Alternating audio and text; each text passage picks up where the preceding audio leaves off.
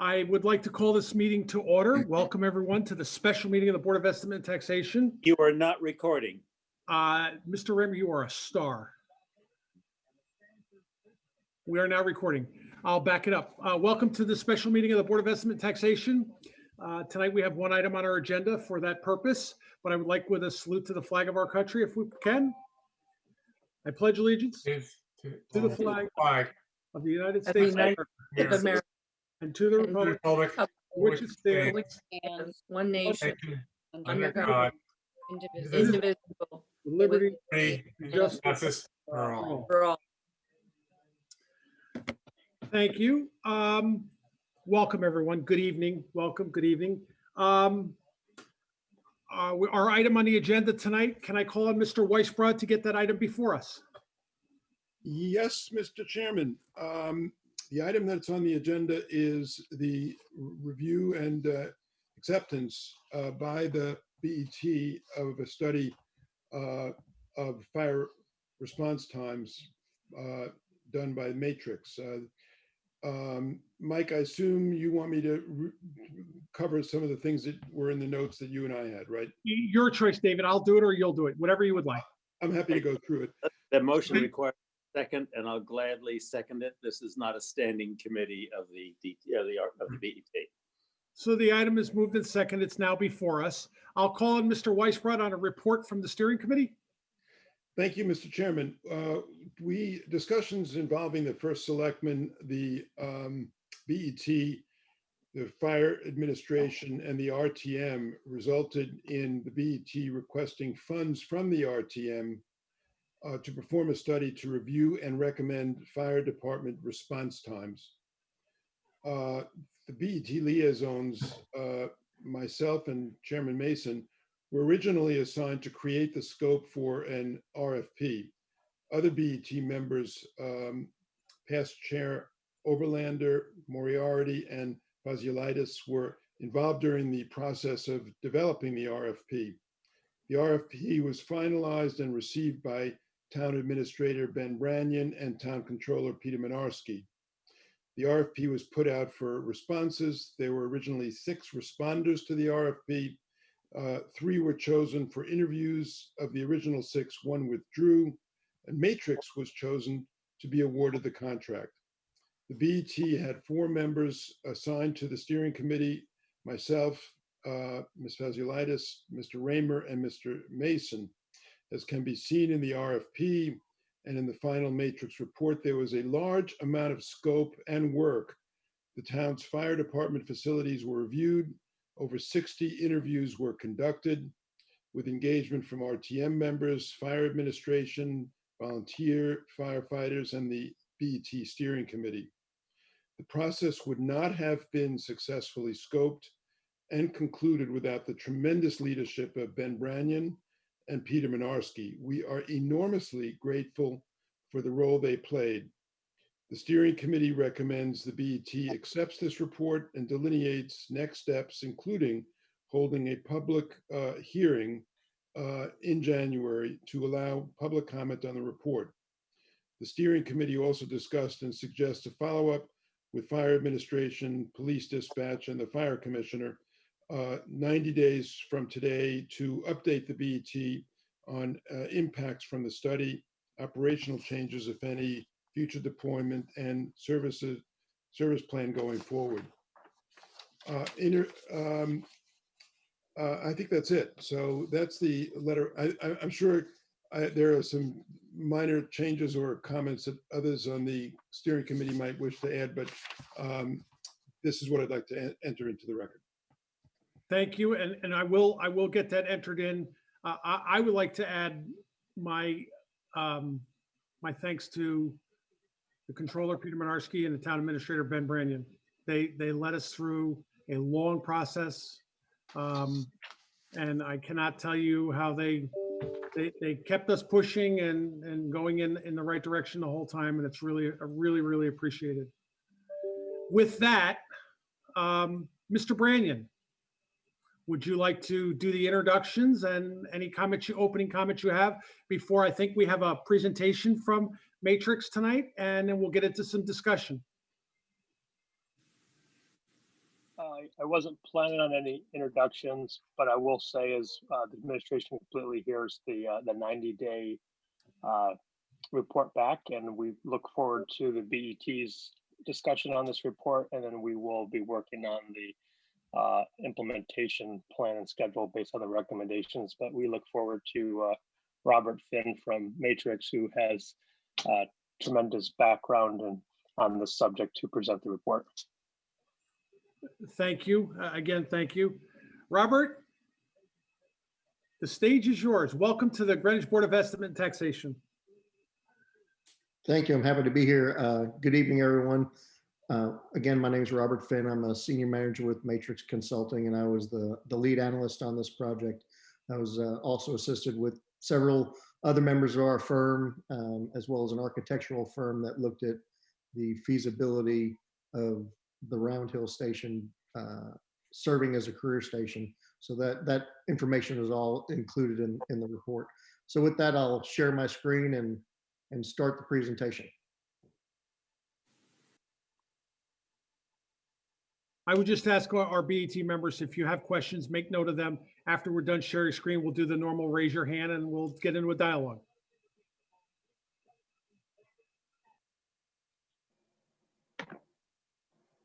Well, hopefully it's up. Can everybody see it? Yes. Okay, great. So just a real brief background on the scope of work, because it's been some time since the original scope of work came out. So just to remember, to remind everybody of what the original scope had looked like. It was to look at the operations and deployment and create performance standards for future service delivery, to ensure that the fire department was able to both effectively and efficiently meet the needs of the town. So we looked at their current performance of call processing, turnout, and travel times. And just for those that aren't aware of what those terms mean, call processing is the time from when the dispatcher picks up the 911 call until a unit is dispatched. The turnout time is from the time the fire department receives the call from dispatch until they are en route to the call, so wheels moving. And then the travel time is the actual time it takes to travel from the station to the emergency. We evaluated the current response capability. It was both what are the initial capabilities, how quickly can units get on the scene, as well as what is the distribution in terms of being able to form an effective response force to mitigate emergencies. So there are calls that require one unit, and then a large structure fire will require many units. So seeing how well they're able to meet those response capabilities. Evaluating the station locations and any potential future station sites, looking at station enhancements for the volunteer and career staff, and that was the role of the architect. Evaluating apparatus for current and future needs, looking at training standards currently for the volunteer and career staff, how they collect data and report their activities and performance. Again, developing the appropriate performance objectives for the town based on its unique service environment, reviewing policies and procedures if there's any needed changes in the areas of response and fire prevention and training, and where there are needs for that, and then reviewing the fire prevention services. So the study took many forms. It started with input from the first selectmen, elected officials, fire department leadership, as well as their staff. Several town departments provided input to us in various forms. And then we started to do the in-depth analysis from the data that was provided from the fire department and from the town, looking at the capital assets, looking at any potential improvements for service delivery. From there, we established performance objectives that are specific to the town of Greenwich. We went into a draft report, met with the steering committee, took feedback, did some additional analysis on areas that they wanted some more depth or discussion, and then submitted a final report, which the steering committee has accepted and is being presented to you tonight. So currently the services are being provided from 7 stations. and the department's responding to just over 4,000 calls a year.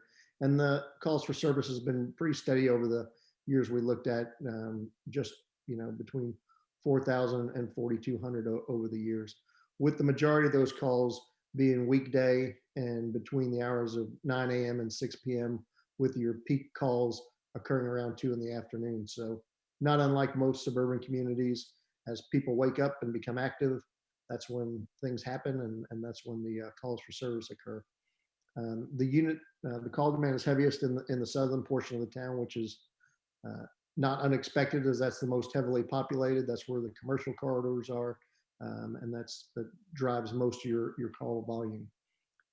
In terms of unit hour utilization, so engine 1 at 14% is your highest utilized apparatus, and engine 5 at 7% is your lowest utilized apparatus.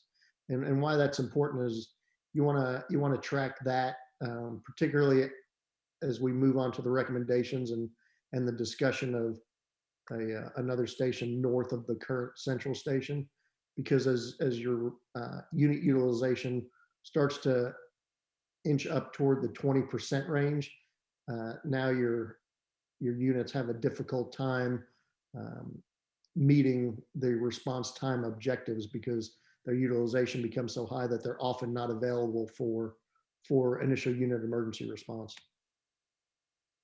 So from 2019, and the report looked at 5 years and provides averages over those 5 years and other numbers. But in terms of the most recent data and last year's performance, call processing was 2 minutes and 24 seconds, 90% of the time. The gold standard for call processing would be 60 seconds, 90% of the time. So there's opportunities to improve call processing, to the end consumer, the person calling 911. Call processing and turnout time are controllable, and if you can improve those, it appears as if your response times have improved, even though really the only thing that changed is that the call got put out to the fire units quicker and the personnel got out of the station faster.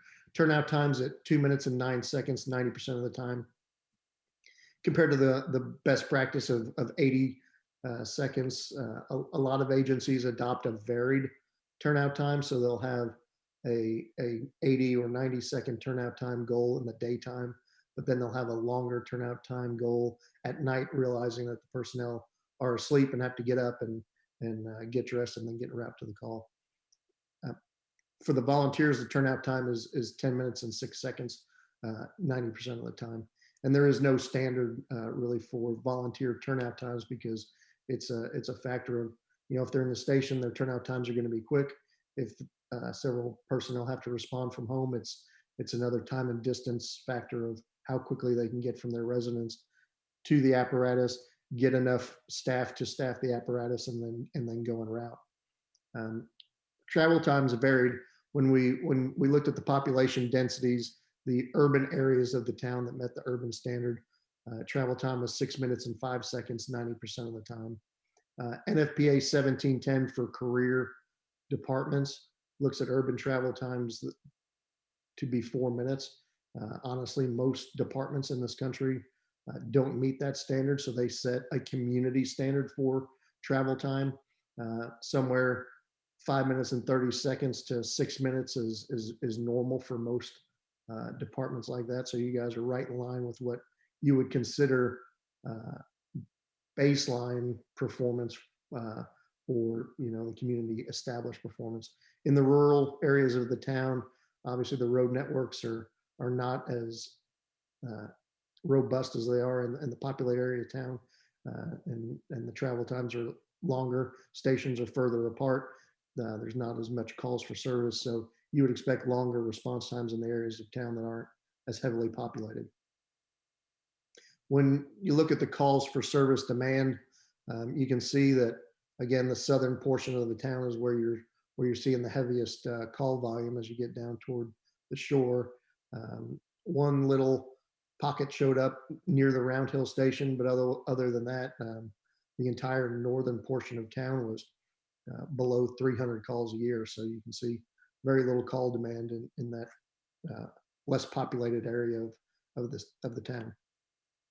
When we looked at first unit travel time capability, you can see the 4-minute travel time. And again, with the volunteers in the volunteer staff stations, to the caller, it's going to appear longer because you'll have a 10-minute turnout time for them to get to the apparatus and respond. And then again, that 4-minute travel time from those stations, you can see the area they can cover. So it would look like a 14-minute response time to the caller. And then to show how well you could cover the town in a 10-minute baseline, you can see the majority of the backcountry, the rural areas are able to be reached in 10 minutes travel time from the current station locations. Again, another thing that we looked at was the effective response force. Working structure fire takes approximately 15 personnel to be on scene to handle the initial tasks that need to occur in an emergency. So when you look at an effective response force, the question is, how quickly can we get 15 personnel on scene to be able to effectively mitigate this emergency? Again, you can see down to the south where you've got more stations, mostly the career stations that are staffed. You can get 14 to 22 people where those heavier call demands are. So you're able to establish an effective response force.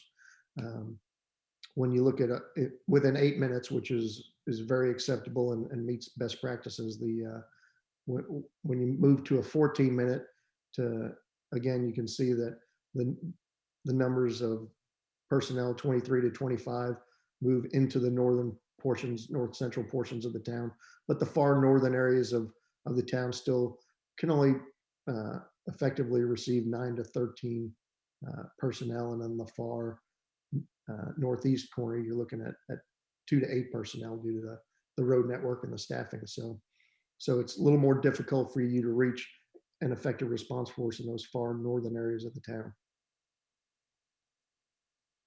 So we examined two things. One was constructing a station on King Street, and the other was developing the Round Hill Station into a career facility. You can see that with a proposed King Street station, really the 10-minute benchmark stayed in that northwestern and western portions of the town, and that's because of the road network. But the challenge there is you're right against the town limits and the state line. So all the response is going east from that facility, east, north, and south. So it limits your area. When we looked at the Round Hill Station, it's able to effectively cover a far greater area and really improve service delivery to a large area of that northern portion that currently is underserved in terms of response time. So one other thing to remember is, again, with turnout times of approximately 10 minutes for the volunteers, if and when that becomes a career station, you're moving that down currently to 2 minutes. If you can get it to 1.5 minutes, the caller will immediately see a 7.5-minute improvement in response time because of the more rapid turnout times. Travel times will be the same. Round Hill currently has some difficulty staffing apparatus with adequate number of people, so there would be more personnel, and again, it would improve your ability to get an effective response force in that northern portion of town. So the key recommendations are to go ahead and establish those community standards for call processing, turnout, and travel time goals.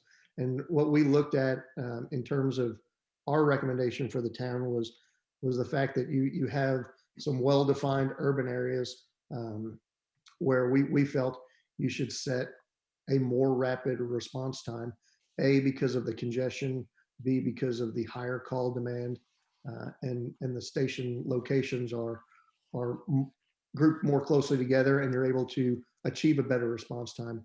When you get into the areas where the population is below 1,000 people or below 500 people per square mile, we viewed those as more suburban and rural in nature, and felt that a longer response time standard would benefit that. Typically, you see in those types of areas a 10-minute or 14-minute response time goal is typical for more rural areas. I know there's discussion that some people feel that the town should establish a single standard for the entire community and try to achieve it. But when you look at the road network, when you look at the call demand and just the time and distance, if you were to set a single standard, either A, you would have a difficult time meeting it in the north, or B, to achieve it would be extremely prohibitive with the number of stations you would have to construct in the northern portion of town to achieve a 5.5 or 6 minute travel time goal with the road network that currently exists in that area. We thought the fire department should annually report the performance against what you establish as your goals, so that the town and elected officials are able to look at how the performance is going. How does it change from year to year? When do we need to implement system changes or add units or stations to continue to meet our goals? We also thought it would be beneficial to adjust the unit response matrix to minimize over response by apparatus to less critical calls. And what we found is there's a number of times that 2 units, 3 units, and 4 units will respond to calls that typically could be handled by 1 or 2 units. It does 2 things. One, it increases that unit utilization. So by lowering the frequency of having units respond from a station outside of their to a station outside of their response area, it keeps units in their district, which should allow you to see improvements in your overall response time, because units won't be committed so often outside their district. And then 2, it brings down that utilization rate to where it may delay the need for future stations and adding any apparatus or additional career personnel. So it would have a dual benefit to the town to make sure that if it's a fire alarm, which are typically, over 90 to 95% of those are going to be false in nature, or units are going to get canceled, send the appropriate first unit, but don't send 4 just because an alarm sounded. Make sure that it's verified as a true alarm before you send the additional resources. Also enforcing the current false alarm ordinance or revising it to reduce false alarms, because out of those 4,000 calls that you're having annually, about 2,000 are various alarm calls.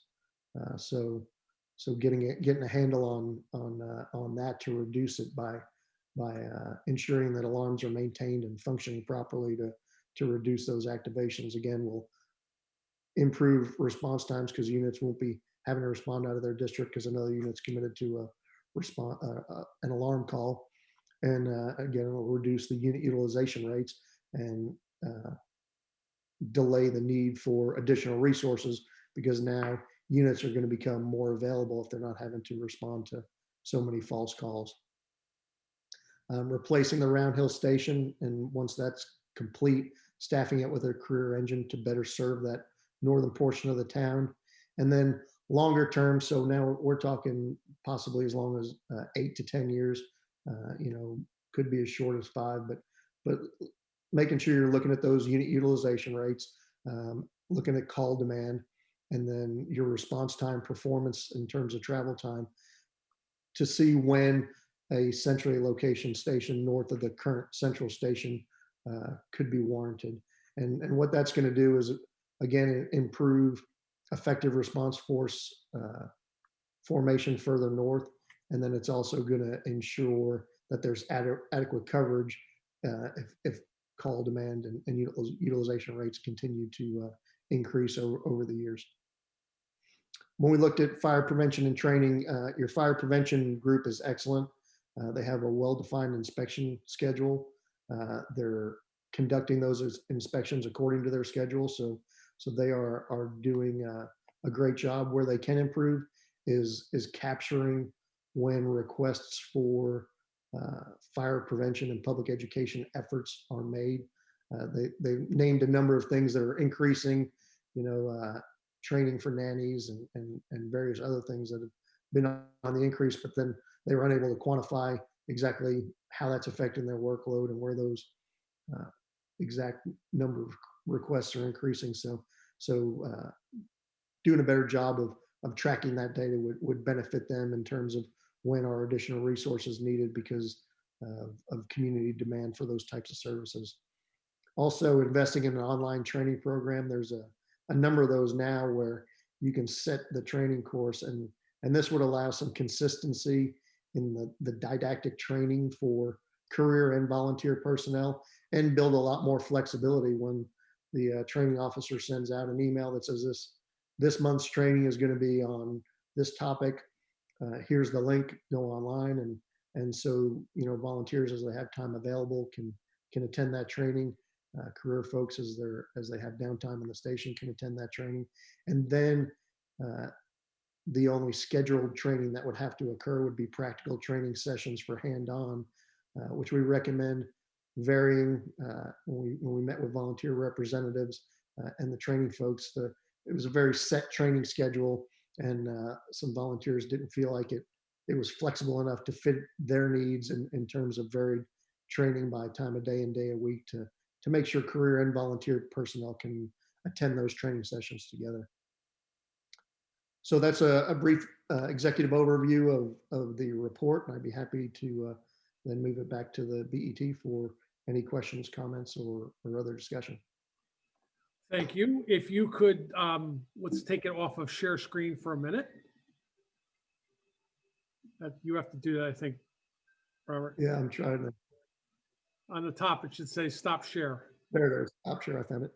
Okay, if everybody could just use that. I see Mr. Weisbrod's first, and we'll go in the best order we can. Mr. Weisbrod, you were first. Thank you very much, Mr. Chair. So I have a series of questions. So this may take I hope I'll try to do this efficiently, but may take some time. First of all, I commend Matrix in particular on the dispatch and on the turnout observations. They're very insightful and, quite frankly, not the least bit controversial, and will be very helpful to us in the community. My questions really are as follows. Number one, you do reference in the report the Center for Public Safety Excellence, CPSE, as the benchmark for response times. But you also acknowledge that CPSE itself has said, quote, they are not a standard making organization. And they're the ones who delineate between rural and urban, and they introduced this concept of rural and suburban with a 10-minute travel time. Now, I know our former assistant chief, Bob Kick, reacted to this and actually contacted a director of the CPSE who said that there is no research justifying the 10-minute standard. You say, of course, and I agree with this, that the town, the authority having jurisdiction, which is the town itself, at the end of the day, can set up any standard it wishes, but that the CPSE is now encouraging the AHJ or the town to adopt performance standards such as the NFPA 1710, which calls for the 4-minute response time. It also, that is 1710, also acknowledges in its Appendix A that it's unrealistic to say that every single nook, cranny, street bypass in the town has to adhere to 4 minutes. And so having an appendix which allows for those parts of the community that have to exceed the 4-minute is an intrinsic part of 1710. The question for you is, would you be concerned if the town, the AHJ, the authority that has the jurisdiction, were to utilize NFPA 1710 in such a way? No, and as we said, I believe the varied performance standards for your town make sense because you're definitely very urbanized to the southern portion and become rural as you go north. I think what's important is, so as far as the Center for Public Safety Excellence, they had previously made standards. They decided to not make standards. So they don't recommend towns adopt NFPA 1710. What they say is they recognize that as the benchmark gold standard. And as part of the accrediting process, which they're the body that accredits fire department, they require 3 years worth of response time data in what's called your standards of cover document for call processing, turnout, and travel times, so that you can set a reasonable baseline based on what your current performance is, and then develop goals for improvement if those response times exceed what you feel is reasonable for your community. Thank you. Thank you for that. You also recommend that the town renovate the Round Hill Station so that it can be sort of can accommodate the career personnel. Again, former Assistant Fire Chief Bob Kick thought that a new station would be better suited in the King Street corridor. The question for you is, would there be any material difference in the annual operating cost if we were to site the new station in Round Hill, at Round Hill versus King Street? There shouldn't be any changes in operating costs if the determination of the town was to staff both equally. Obviously, in most fire departments are 80% plus of their costs are related to the cost of personnel. So if they're staffed alike, then the operating cost should be very similar.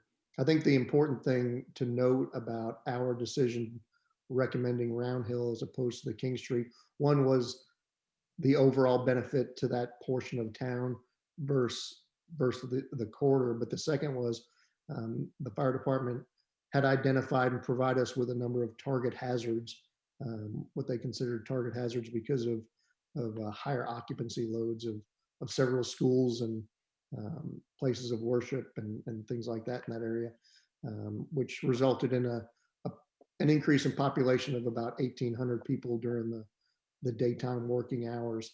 But when we looked at the call demand from those, it averaged roughly 20 calls a year. So the investment of a staffed fire station and not improving service to the larger area as a whole with that small of impact and call volume showed us that those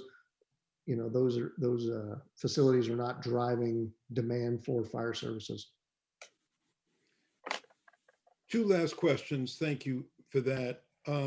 As you noted, you recommend yet another station in addition to the Round Hill becoming career, being able to accommodate career staff. You're recommending another station beyond that to the north of Central and Coscob and south of the North Street station. Could you elaborate? I know that's not for a few more years, but could you elaborate as to why you see that yet another station be introduced down the road?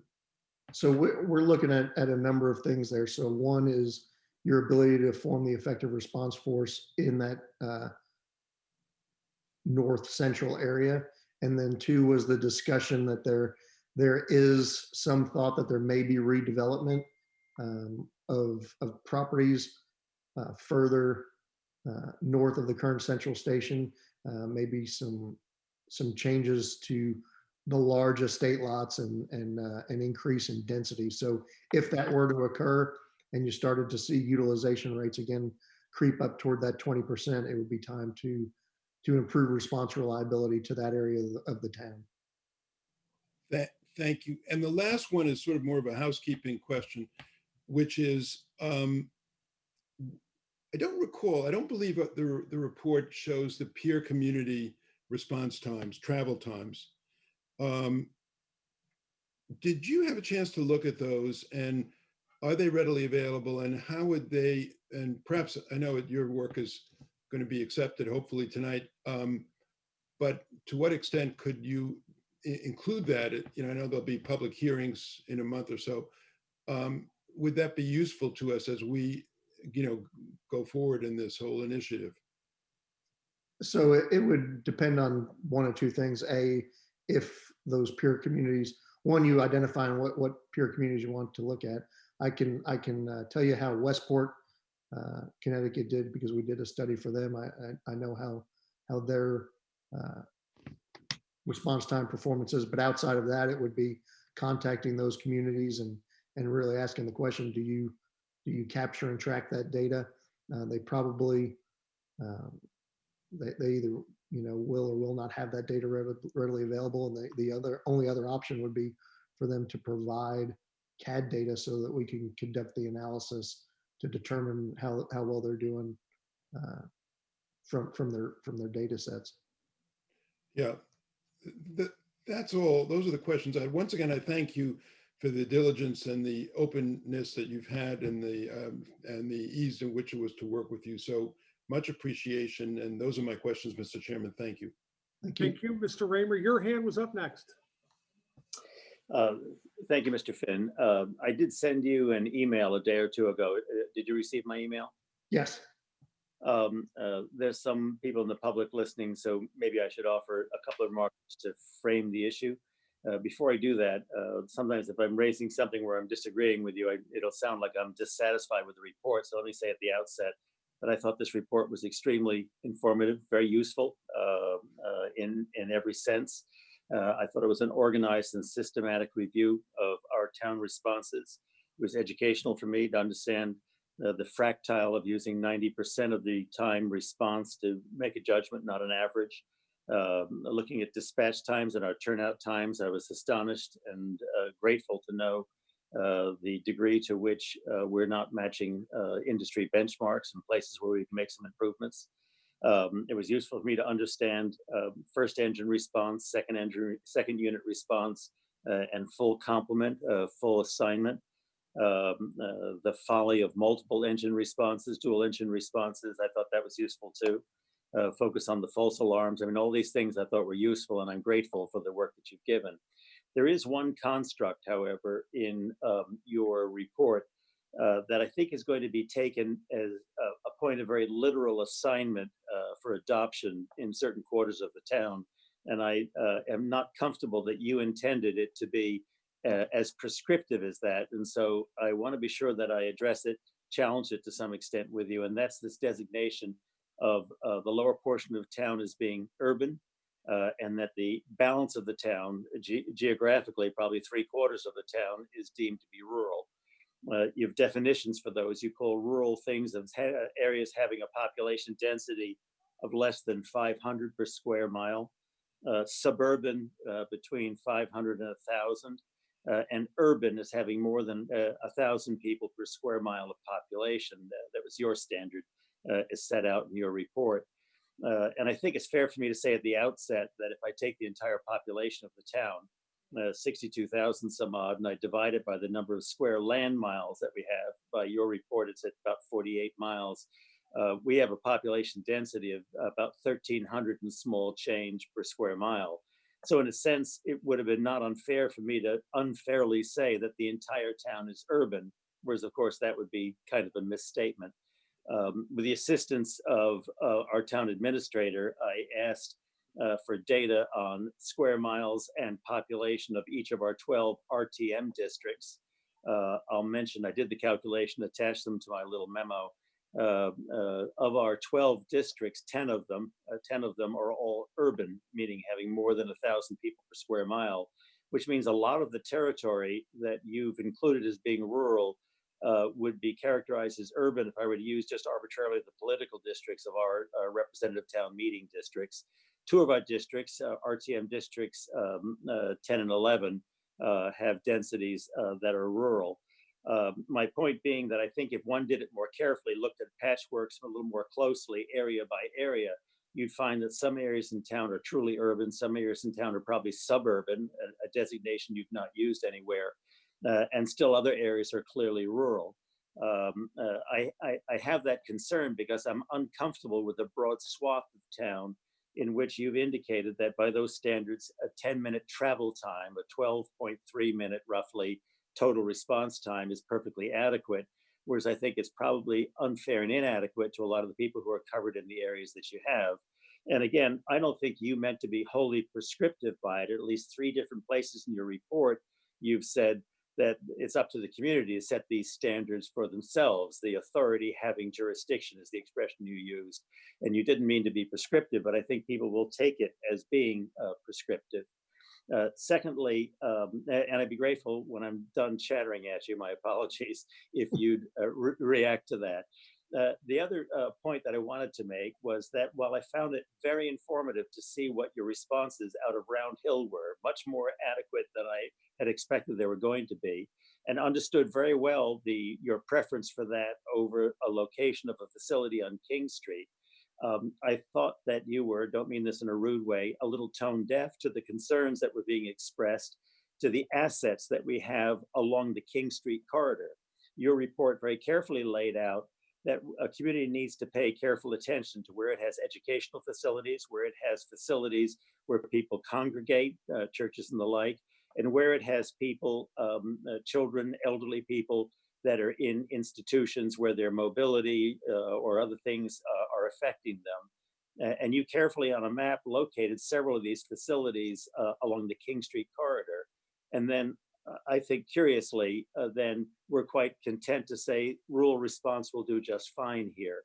And later on in this meeting, I'm going to address a response that was shared with you from recently retired Assistant Chief Kick, in which he too was expressing a dismay to you, wondering if you've given proper attention to the King Street corridor. And so again, I've talked for a long time, but I would be grateful if you would speak to my point of you don't mean to be prescriptive when you say 3/4 of the town is purely rural. And secondly, if perhaps you'd like to speak to the handling of the King Street corridor and the risk factors that are located there. I'm sorry to speak so long, Mr. Finn. The floor is yours. Oh, no worries. So when we're looking at that population density, there's a number of things that go into that, the designation. So NFPA has set those population densities, and actually it used to be below 1,000 per square mile was considered rural, and they recently in their most recent update changed it to the 500. So that's where that number comes from for the rural designation. But when we're trying to plan the fire stations, it's looking at the history. So obviously we go backwards with your data for that. So looking at the call history, what types of calls are occurring, what's their frequency, and you know, in terms of our analysis, does it make sense for the town to commit the kind of financial resources that are required to staff a career station to mitigate those risks? We were provided the King Street station target hazards, as they're called in the industry, and then we ran the addresses to see what the actual call demand was. They're either well protected in terms of built-in protection, and there's not much going on there. So you're looking at 20 calls a year. So the question becomes for the town is, does it make sense to invest the cost of career personnel, the apparatus, and the construction of a new facility to serve an area of town that's not exhibiting any more demand for services than the other areas in the northern portions of town? It's just got a very low call demand. So again, we wanted to show that those target hazards exist, but then we also wanted to do the analysis on what is the demand and does that warrant the investment. And in our opinion, the town was better served as a whole if the Round Hill station was reconstructed and staffed, than to dedicate resources along a border of town that was not experiencing call demand. Yes, there's the risk, and it should be identified. The other thing, when it comes to those designated areas of town, I think the important thing is when you set the goals, that's providing the transparency for the community. So if I expect a 5-minute travel time standard, let's pretend that that's the goal, and you show that this is the area where we provide 5-minute travel time performance, But when you move out to these areas, our goal is 7 minutes, 10 minutes, whatever it is, and that's not acceptable to me, then I think the transparency becomes with the town clearly stating what those goals are. And, this report helps with showing what your capabilities are so that people making those decisions then realize, I want a fire station closer to me. And, I'm not choosing to live in an area served more like it's a rural area than an urban core area. So, for example, if I may, at an earlier time, not way earlier, but an earlier time, we were staffing the fire station in Glenville with a 4 firefighter response instead of a 3 firefighter response. The idea being that the engine didn't arrive there any sooner, but when it did, it had a little more capability, and it was our way of trying to respond to risk factors in the King Street corridor. Do you endorse that? Yeah, absolutely. So again, that's a decision. So when you're looking at again, effective response force, but the initial arriving crew is important too, based on the tasks that need to be done. The National Institute of Safety and Training, NIST, has a study that shows the effectiveness of 2-person versus 3-person versus 4-person crews, and there's a marked difference in the overall efficiency of a 4-person crew versus a 3-person. But then when they looked at 5-person, there was not a subsequent increase in the efficiency of performing those initial tasks. Obviously, from 2-person to 3-person was again huge, because that allowed you to have somebody pumping the truck and got your first 2 people to be able to be on a hose line. So then when the second arriving engine was, you're able to meet that 2 in, 2 out rule for safety standards of personnel. If it's a working fire and there's known to be tracked occupancies, that 2 in, 2 out rule goes out the window, and the risks associated with saving lives become more important than the having the rapid intervention crew for the fire personnel engaged in the attack. For my second and last follow-up question, would you endorse the community taking a closer look at population densities and making a more refined allocation than just the 2-area allocation that you've made for purposes of demonstration in your report? Yeah, and we can add that information. We weren't provided that. What we used was the most recently available census data for that, which depending on when it was last updated, I'd have to talk to our GIS person about what that was, but there may be changes in how the population density of the town has evolved since the census updated their data.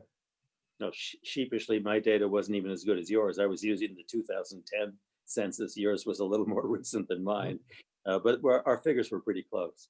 Thank you, Mr. Chairman. That's all I have. I'll make a motion later on another subject, but that's all I have for questions at this moment. Thank you. Do I see any other hands up? Ms. Moriarty, I see your hand up. Thank you. I was not a member of the group organizing your efforts, and so I may just want to go back and talk a little bit about how the study and the data was accomplished and manipulated. So bear with me, please.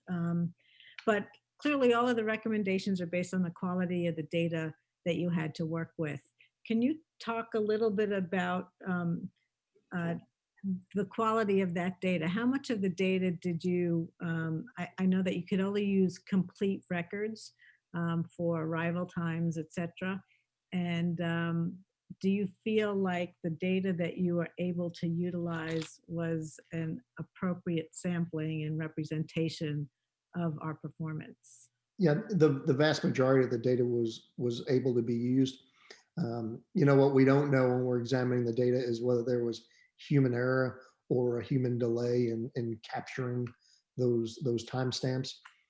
So if we see something that's a obvious outlier, that a career station took 20 minutes to go en route, or that they checked on scene before they were shown en route, because either A, they didn't check en route, or B, the dispatcher failed to show them en route, but then put them on scene and then realized, oh, I don't have an en route time, and hits a timestamp that's later than when they arrived. So those kind of calls are eliminated, or if there's an obvious outlier in terms of the information. You know, if a unit was still on scene 3 days later, we would assume that there's something wrong with that one, and take them off the scene and not use that data, so that we're getting a more accurate picture from the data we have. But the majority of the data was usable.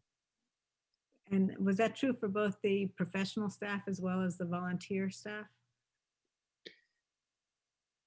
Yeah. So I think the difficulty with the volunteer staff is again whether or not someone knows they're en route to the call. So oftentimes when you looked at their data, sometimes there was no en route time, but they did arrive on scene. So we were unable to calculate that turnout time. So Yeah, just because I know we had problems with, or weren't sure that some of the volunteer data, that we actually had the systems to capture it. It's not anything against the volunteer firefighters. But I know the report has recommendations about capturing better capture of data, but I don't know if you had specific recommendations of how we can better track and understand the performance of the volunteer fighter. Yeah, so when we looked at the recommendation specifically around that, it was really around the connectivity of the MDTs and the apparatus, and making sure that the connectivity is such that the units can check themselves en route and check themselves on scene, which is typically a one keystroke event on that computer in the apparatus. So if those are available in all the apparatus and effectively utilize them, you're going to get a better capturing of the data than if you're relying on somebody to talk into the radio, somebody to actually hear that on the other end, and then capture that information. So that was the improvements that we thought could happen there. As backup data also, do you have specific recommendations on improvements in the dispatch time, capturing the dispatch time? Because I saw that, I believe that recommendation had a zero cost estimate, which means that we have all the capabilities. We're just not applying it the right way or training people the right way. So you, just to kind of give you a background on the dispatch center. So fire is different than police in terms of this call processing standard. Police really don't utilize a best practice. They don't utilize the 90th percentile. That's something that's unique to the fire service. So oftentimes a police run dispatch center won't have those performance metrics in place because it's not something that they typically track. So it's getting them on board and then tracking that information. I can tell you, I came from a department that had a police run dispatch center, and when we went to be accredited, our call processing times were over 3 minutes. So, you guys are doing well better than our folks were. But then as we tracked it, within about a year, they were down to 58 seconds because things that didn't really matter for the fire response, those questions got asked during the travel time portion instead of all the information that they try to get for a police officer, up front. What color is the car? What's this? We don't care. Just tell us there's a car wreck and it's in the ditch and we'll find it. Is it a medical call? Is it a fire call? Is it a car accident? So what are we going to, and where is it? Get us en route. And then you can get those details later and give them to us during that travel time component. Police officers, they like that information up front because you don't know when you dispatch the unit, since they're not a fixed facility response, they're out in the community. They could be, right next door, and they're going to need all that information before they decide to proceed to the scene. So if I move on from basic data, and I don't know what percentage of our data we had to eliminate or not use in the analysis. That's a hard one to get, but just that this goes back to things that David and Jeff have asked, and you have answered twice already, but clearly the issue of urban and rural that Jeff just alluded to is a very black and white distinction with our town. And I'm sure that that will raise a lot of discussion of people who don't believe they live in a rural environment and therefore don't have the same kind of coverage. So I think that you talked about potentially helping us better understand that it's a gradation potentially as opposed to just a black and a white scenario. And I just don't know how to move forward to better dissect the town in terms of those definitions. One of the key difficulties in those more rural areas of your town is the road network. So when you look at the narrow roads and the limited number of roads servicing those areas, it's gonna lend itself to longer response times.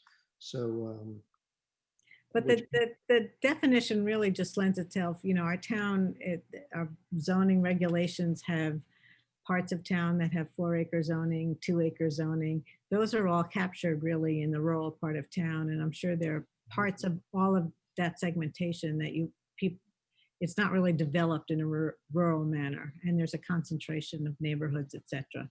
But I think that's for kind of further discussion. And as you point out, it's for the town to determine what level of fire response it wants in all of these areas. The issue is it's better if we have a guideline to work from. And I'm not sure we've really been given a great guideline, or it may not be available, but it makes it difficult to make that judgments with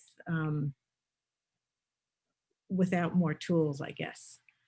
Um, the other particular area, and it's talked about a lot in the report, but it's hard to, as not being as familiar with the terminology, in really deciding what's the best measurement of fire service, right? You've got the first to arrive, you have the second apparatus, and then you have the full turnout. And those may not be the right terms, if I apologize, but all of them are important. All of them should be measured. But I don't know if you can create a standard for each of those segments. And is there a guidance or typically what communities look at as the most important?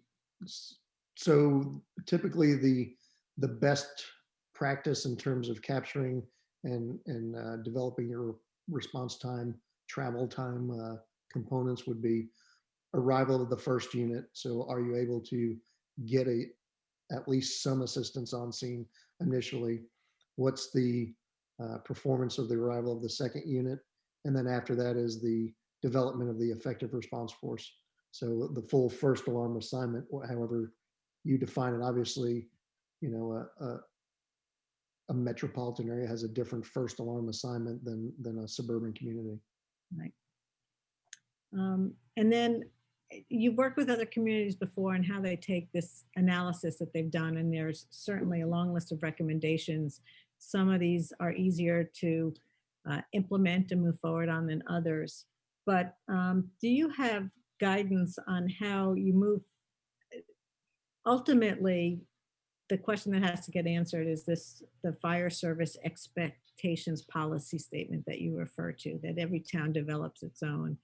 And typically, how do communities go about developing that? I'm sure that there are always going to be opinions on all sides of the issues and all of the factors that would go into that. But is there a process that you've seen followed that's more effective than others? So typically the way it works is, and we use the accreditation model as the guide for how that occurs. So you look back at your most recent previous 3 years of data. So you've got that, right? That's been included in the report, and that establishes what's known as your current baseline performance. So you're able to see how well the system currently performs compared to the one size fits all NFPA 1710 number, where it really doesn't take into account the uniqueness of your community, how things change in different areas of the town. So you can see how well you're performing against that, but that sets your baseline. And then the question for the town is this an acceptable baseline? And if the answer is yes, you could set that as your baseline goal. If that answer is no, then you know here's your baseline performance. But here's our goal is to improve the baseline performance from 9 minutes to 7 minutes. Now, how are we going to do that?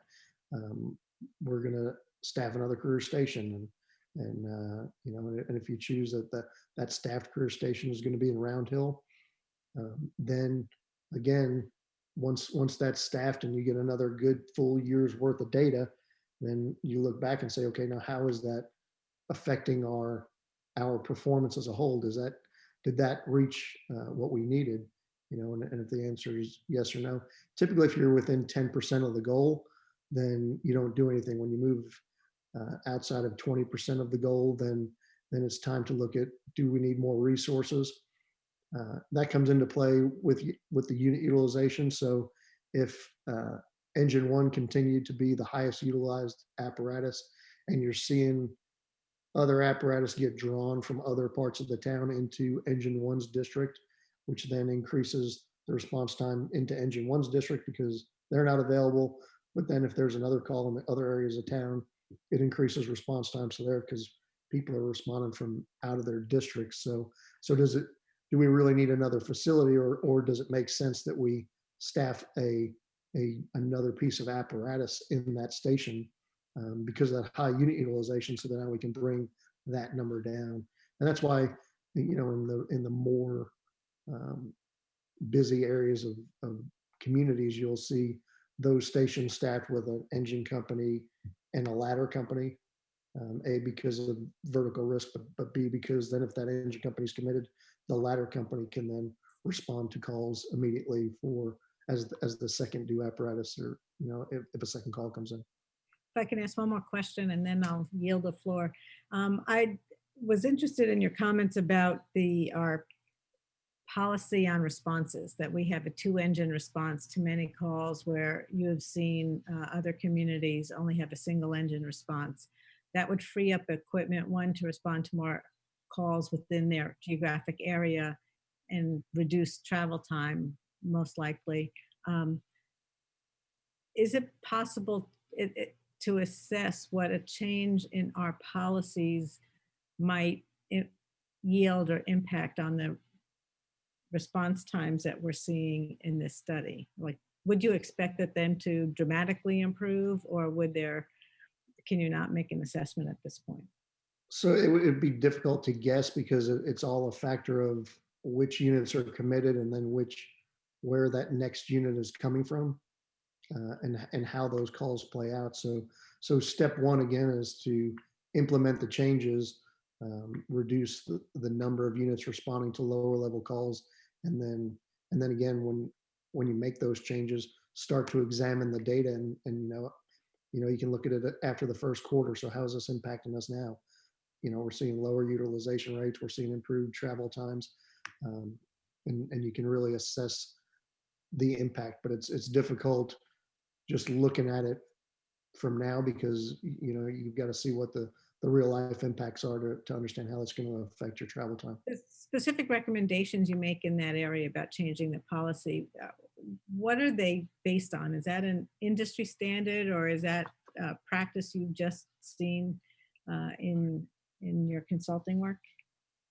So both, from my professional experience, spending 25 years in the fire services and working with over 100 clients in the past 9 years that I've been doing the consulting, you'll look at call types and what typical responses are, and you're sending far more apparatus to lower level calls than what would be considered similar communities to you. And sometimes that comes from, if you stem it back to the volunteer days, where when the bell rang, they all wanted to go, and there wasn't a large call volume, so everybody wanted to get involved in the action. As you evolve and you've got more career stations, then it really needs to become more tactical. So you look at your tactical dispatch plans, and the call comes in, the volunteers respond to the station, but now they're the second tier response to be available for the next call. They don't necessarily have to respond to that call to make sure the system continues to work well. Thank you.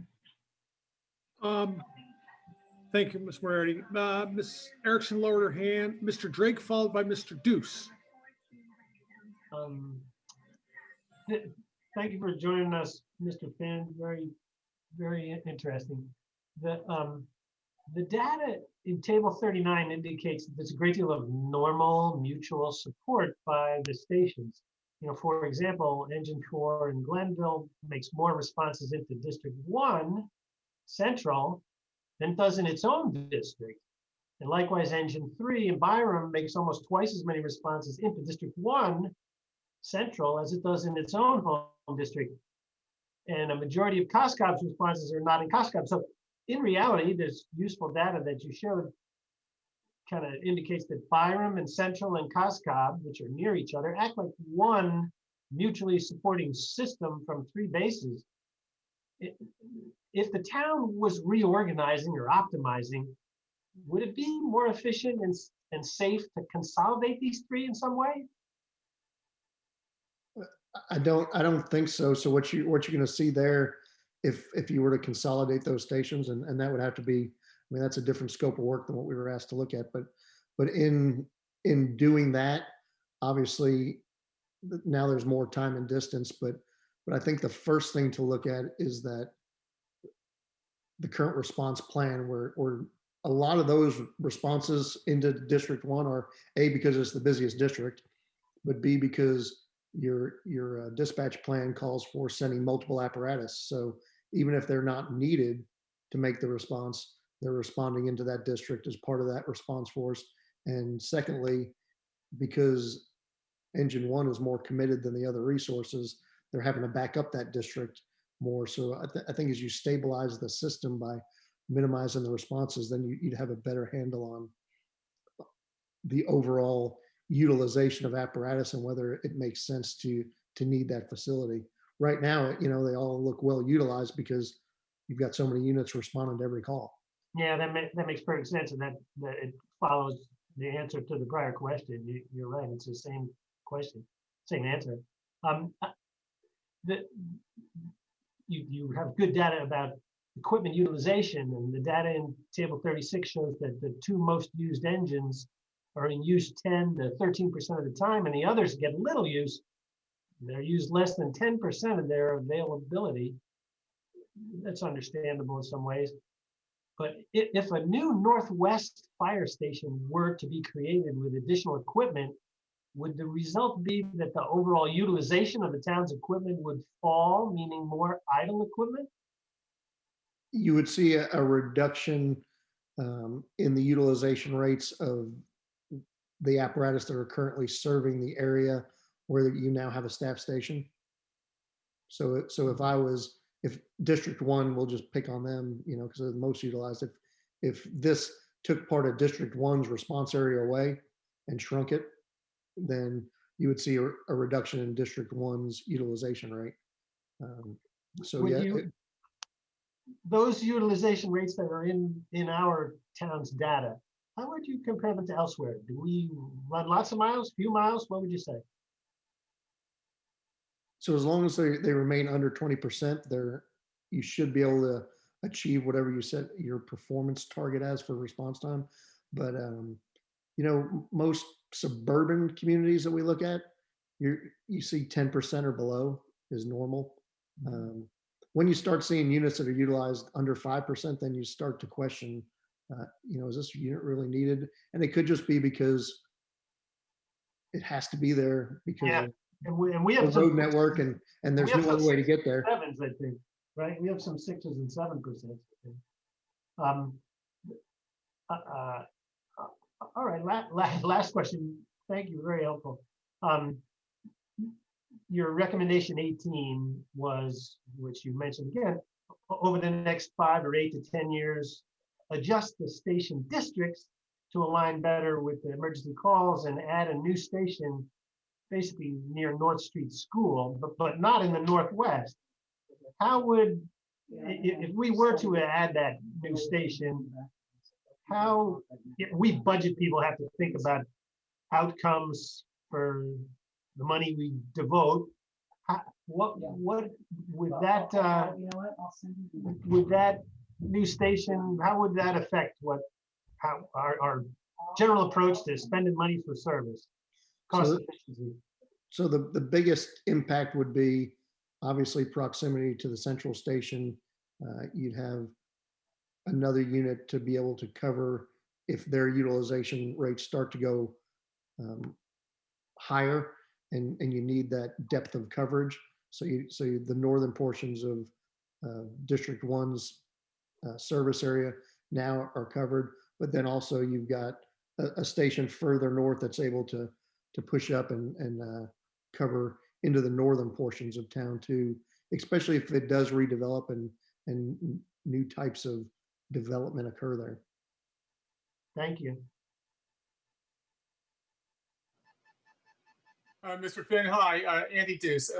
Thank you for the study. Very, very informative. I enjoyed going through it. I have a couple of questions relating to volunteers.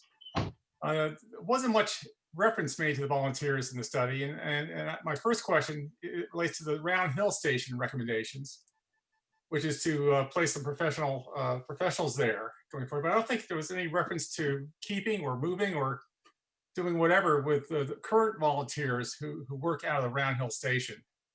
Did I miss it in the bigger study or So, and I would have to go back and look specifically at Round Hill, but I believe that station is having a very difficult time recruiting and retaining, and they've got, I want to say right now it's 3 or 4 active responding volunteers from that facility. So the system then really, you look at the response system.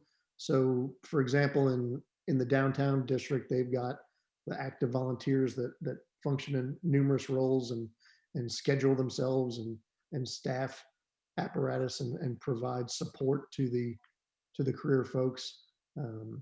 So, does that make sense in Round Hill, or does it make sense to assign the people to a different station? Typically, when volunteers are assigned to stations, it's due to where they live and their ability to get to a station quickly. So if you had a volunteer piece of apparatus there, and you're able to form a cadre of volunteers, it would make sense to keep them in that area.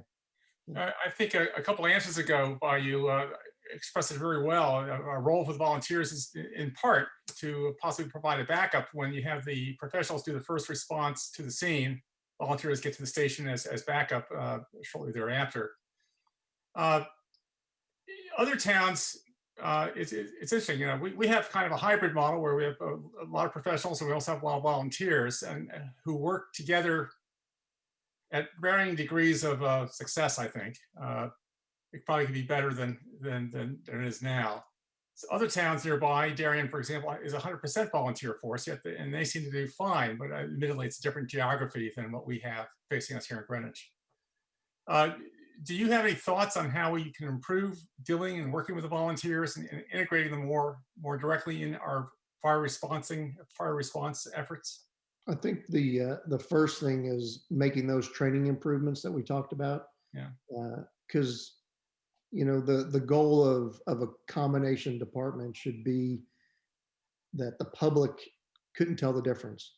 If I show up and I'm a volunteer and you show up and you're a career person, they shouldn't be able to tell the difference based on our performance on scene, who's who. So getting some key training and standardizing that so that there's like training for both hot zone volunteers, so volunteers that would actually engage in firefighting efforts, versus support role volunteers that would, do more things like fill air bottles, but stay out of the hot zone.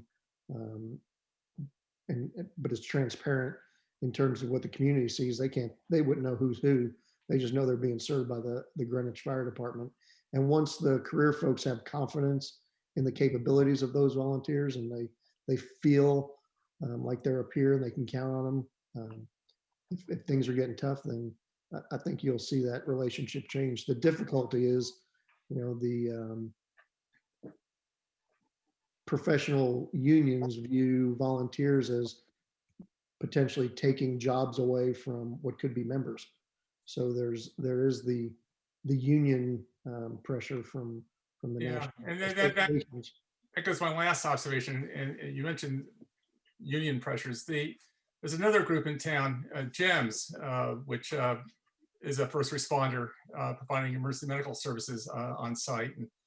And my sense is there's always a little bit of a competition between the firefighters and the GEMS folks. GEMS, by the way, is non-union. And my general sense is that they work relatively well, but probably could be improved. I was wondering, in your studies, did you ever look at how they interact and work with the GEMS in responding to situations? So our understanding in looking at it was the fire department in Greenwich really doesn't have a medical response responsibility. So they're more focused on the fire response, and emergency medical is handled more with the emergency medical. Where they come together is more on auto accidents and scenes that require both services, but they're not, Right. you know, in other communities, you see the fire department as the first responder. So they show up and provide initial care, and then the ambulance service provides the advanced care and the transportation of the person to the hospital. So you're not working in that type of a system. So Okay, so it's a little bit beyond your study here. right. Okay, well, thank you very much. Ms. Fast Lotus can't raise her hand, nor can I, but go ahead, Karen. Thank you. I just wanted to thank you, Bob, for your analysis. And I also wanted to just thank the group that I was working with, the steering group.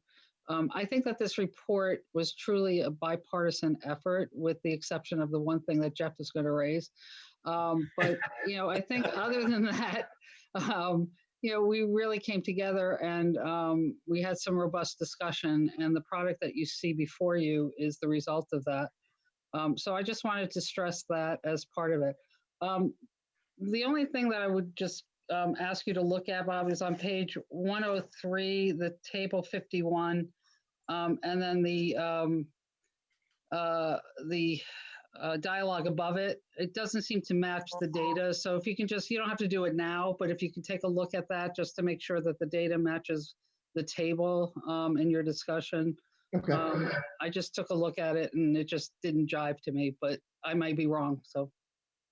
Yeah. So Ben, are you okay with me looking at that in the morning and then sending you a revised report if something needs to, you know, a minor edit needs to occur there?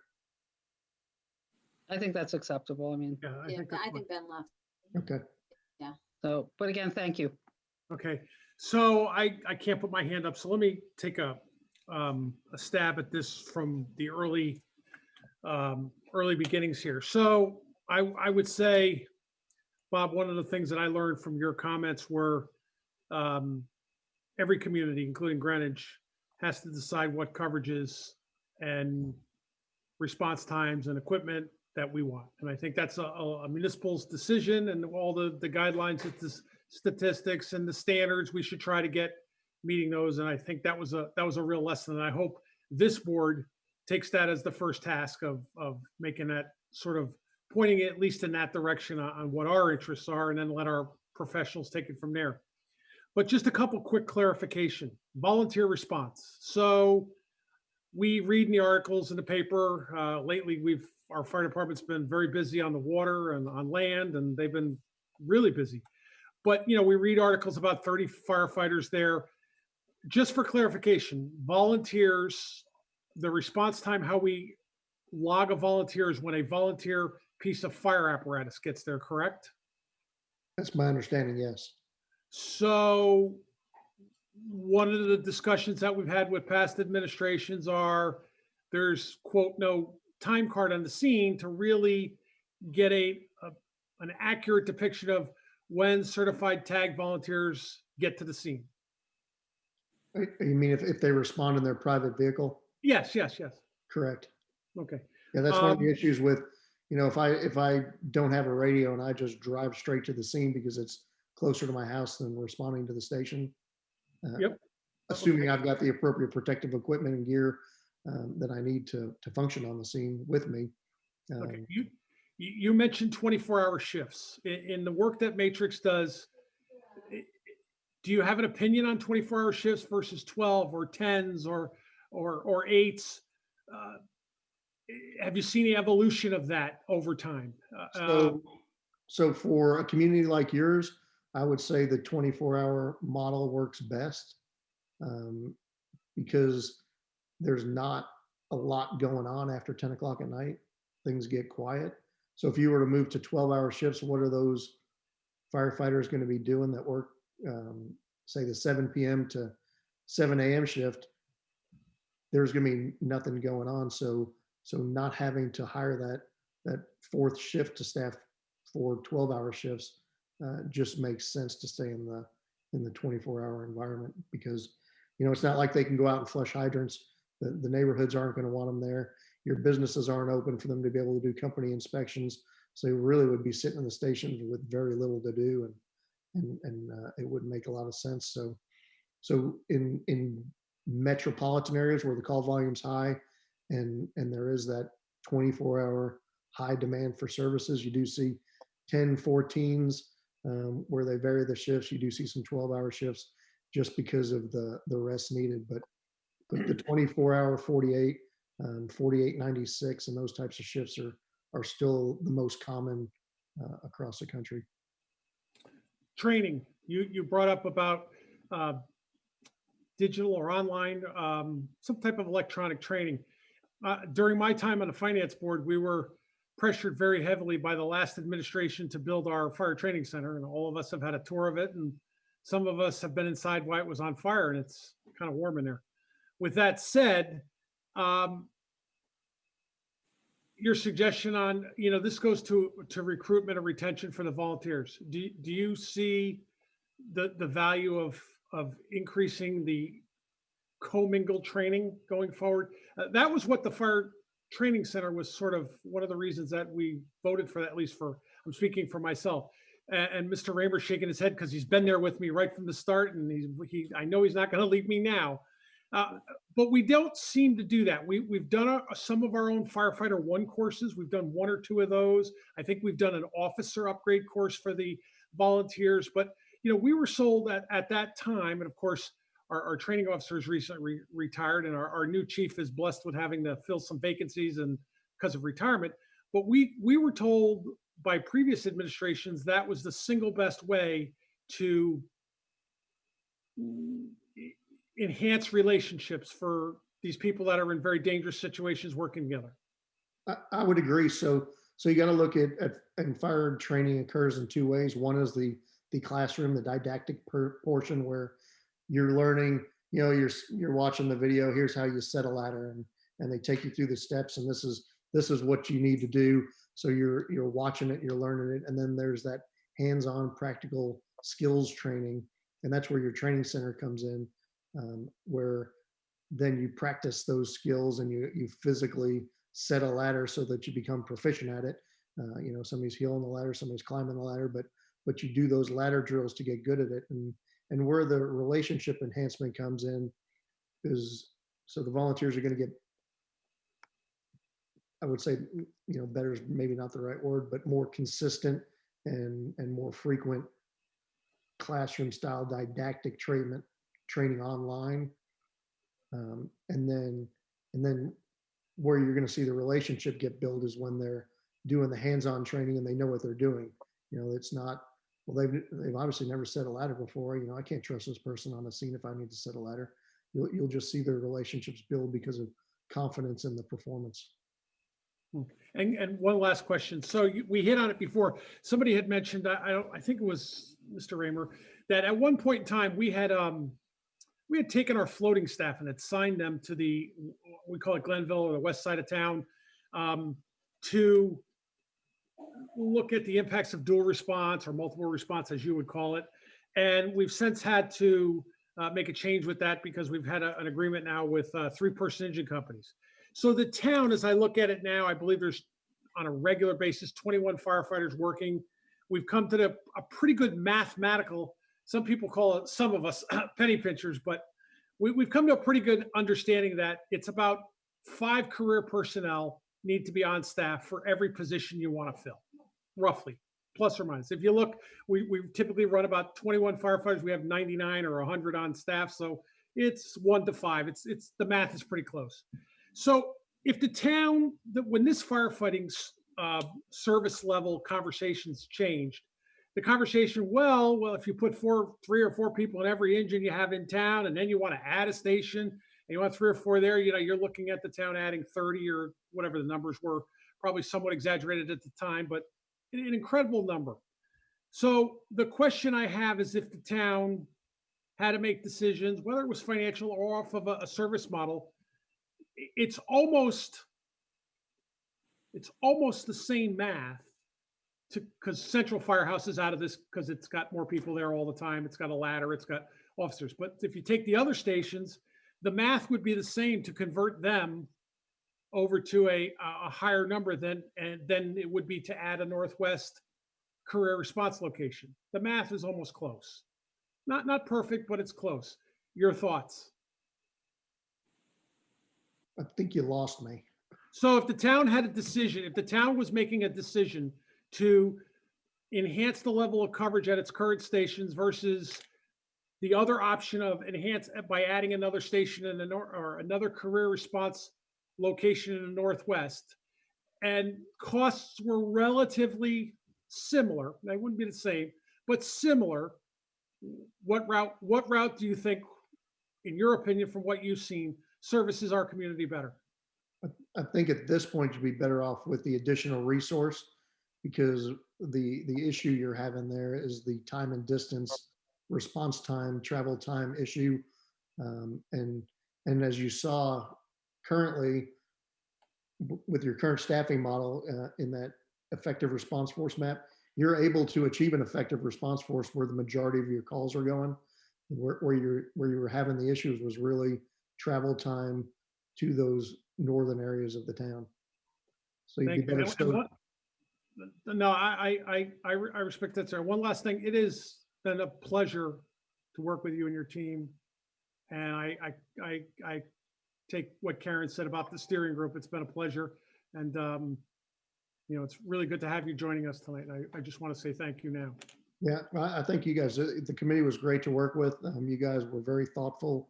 You asked tough questions. You challenged our analysis, made us go back and look at things. So it was our pleasure too to work with a group that was so thoughtful and obviously focused on what's best for the town and how to best meet the service needs. Thank you. Ms. Hess, followed by Mr. Raymer. I want to let everybody go first one time, Mr. Raymer. Thank you very much.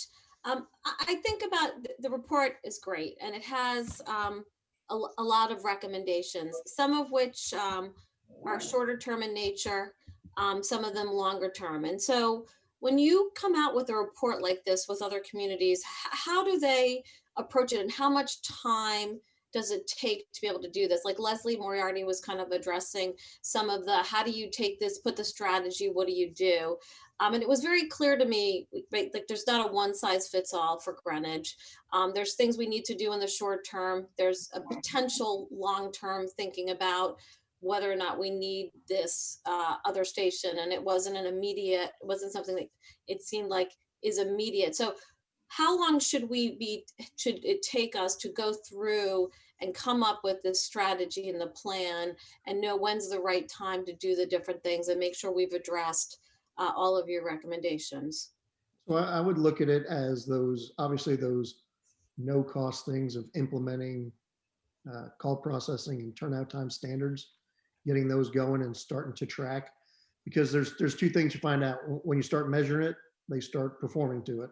So your dispatchers will, and it's not going to happen overnight because obviously they've been trained and they're used to their way of doing it. But as you post those performance standards, you're going to see a change. Definitely in the turnout times, because firefighters are very competitive. So if you're posting by station that this station's able to get out in 90 seconds and you guys are able to get out in 2 minutes and 30 seconds, they're going to start to step up their game and get out. And to the community, that's an immediate improvement in your overall response time. Yesterday I called 911 and it took you 9 minutes to get here. Today I called 911 and it took you 7.5 minutes to get here. And the only difference was the call got processed quicker and your troops got out of the door quicker. So those are easy, and then the others, it's really you as the budget committee looking at it, is the online training is not an expensive thing. It's probably something that, you guys can work into the next budget cycle as you talk through that. Reconstructing Round Hill obviously is a much larger ticket item. So when, especially with COVID, most of the communities we're working with now are seeing some fiscal pressures due to businesses being closed and various things. So when does that make sense financially to do that capital improvement and plan for the staffing, because those are going to be your two most costly recommendations out of the study. Thank you. You're muted, Mike. Thank you. Ms. Hess, you're done. I have Ms. Tarkington, Mr. Raymer. I just want to go through everybody once if I can. It's perfectly all right. Ms. Tarkington's hand is up next. So, thank you to the committee and for this great report. And I think you've covered a tremendous amount of material, and I'm impressed, and I've learned a lot from this. But there were two different areas that, I wonder if you could help me why we didn't have at least some focus on it. When you talk about the rural, there really is no or limited information about Banksville. And yet when I look at that, northwest quadrant back there in the back country, it's critically important to the fire service and what our backcountry neighborhood associations and neighborhoods are really supporting and financing, and they're dependent upon it. So, that would be one question I have. The other relates to any kind of variance in the type of equipment that's needed to serve the rural versus the more urban. So do we need different types of equipment and need a different focus for servicing, say, the residential rural area with no water sources and you need the tankers and so forth, and we have very narrow driveways and and the turn thing is tight, versus the type of equipment that might be needed on, say, the King Street corridor, and much larger equipment, ladders and so forth, big more almost commercial industrial buildings. Even the schools look that way. Does that kind of focus need, or do we come back to the kind of things here, or did I miss something on those two issues? Banksville and engine types. So Banksville, we spent time discussing that and analyzing it as part of your response system, because it's treated as a Greenwich station. So there is information in the report related to Banksville and how that fits into the overall dynamics of the response system today. So I'm not sure what additional type of information you would want out of Banksville. Well, I mean, I'm not sure either, but it seems like we've focused on the different fire districts versus including them also, which I think of them for that particular back corridor being critically important. Yeah, so we use them as part of the effective response force calculations for that area, knowing that they're first due and what their response capabilities are, and how they're able to support you, but not as a town of Greenwich fire station or part of one of your designated districts. Right. I know it isn't, but nevertheless, it's been very important, and we do support them in terms of the volunteers, because many of them actually live in Greenwich, et cetera. So I just, that was, and then the different types of equipment that might be needed for our, narrower roads and driveways in the backcountry versus, like a Round Hill. If it was a, if say a Round Hill is to be established, will there be different types of equipment? I mean, is that going to be a critical decision in terms of your current equipment serves the town well? One thing that could be considered in that backcountry type area is with the limited access narrow drivers and those types of things, there are what they call MIDI pumpers, which are basically smaller profile engine companies. But that's usually as the apparatus is being spec'd and purchased, most departments put together an apparatus committee and they look at what the needs are for the response area of where that apparatus is going, and then and make those determinations. What impacts you there is obviously then you're looking at custom apparatus for that specific area, and it's limited to that station to be most effective, and it does cost a little more when you customize the apparatus. So it's both a budgetary as well as a response effectiveness question at time of apparatus purchase. So I may wouldn't have one- change. I wouldn't change what you're doing now just for the sake of change. Mike, may I ask one follow-on question, please? An apparatus committee, who would normally staff an apparatus committee? I've not heard such a thing in Greenwich, so can you just give us, a description of that?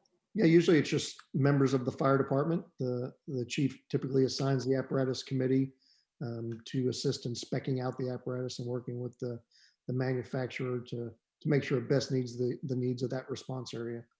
So it's just an ancillary duty of existing personnel. I was made sure as the chief that I wasn't on the committee because I didn't want to get blamed for what came into service. And it's like, you guys picked it, not me. It's your engine. You spec'd it out. Their job was to just stay in the budget. Thank you so much. I appreciate your responses. That was good. Mr. Raymer, I see no one else's hands up, so I'll call on you. And it's good actually that I come at the end. It's an emotion that's appropriate to come at the end of the discussion. First of all, again, Mr. Finn, thank you very much. I thought this was a very good evening spent with you. Also a terrific report. Just one quick parenthetical that Mr. Dewis asked you questions about volunteer involvement at Round Hill. At pages 118 and 119 of your report, you do an analysis under Round Hill on volunteer response and the like. It obviously was part of your thinking that volunteers might continue to be at the Round Hill station, although it's up to the town. I, like most of the town, greatly value the volunteers, but that's not what the purpose of what I'm raising now at the end of this discussion. Matrix Consulting Group, Robert Finn has come to us without prior history with the town, but with a lot of professional experience and has done a very excellent analysis. The only thing that's hard is that somebody like Robert Finn, somebody like Matrix Consulting Group comes in without a long-standing experience with the town. We have a recently retired assistant chief, Robert Kick. He came to the town, I believe, in September of '93, spent 27 years in the fire department of the town. He was there presiding over the renovation of Central, Glenville, and Byram. He was there for the consolidation of dispatch. He was there for the inauguration of officers at all of our stations. You spoke about apparatus committees. I don't know if we had formal apparatus committees, but he presided over the purchase of 14 pieces of apparatus in the town. I don't know how many firefighters he was involved in the hiring of, but he was somebody with long, deep experience with the town. I know that Mr. Finn had an opportunity to work with Mr. Kick during the development of his study. I think they worked well together. I think they had a warm personal regard. But we did forward the report, the draft report anyway, to Assistant Chief Kick in his last week of service at the town, and asked for his remarks, which have been shared with Mr. Finn. They're not a surprise to Mr. Finn.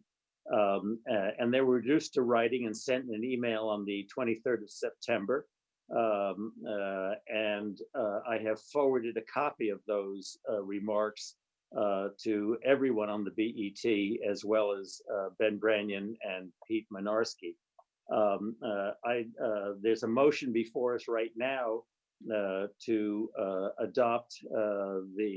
accept the report, which I have gladly seconded. It was a motion of Mike Mason, but I would like to offer an amendment to that motion.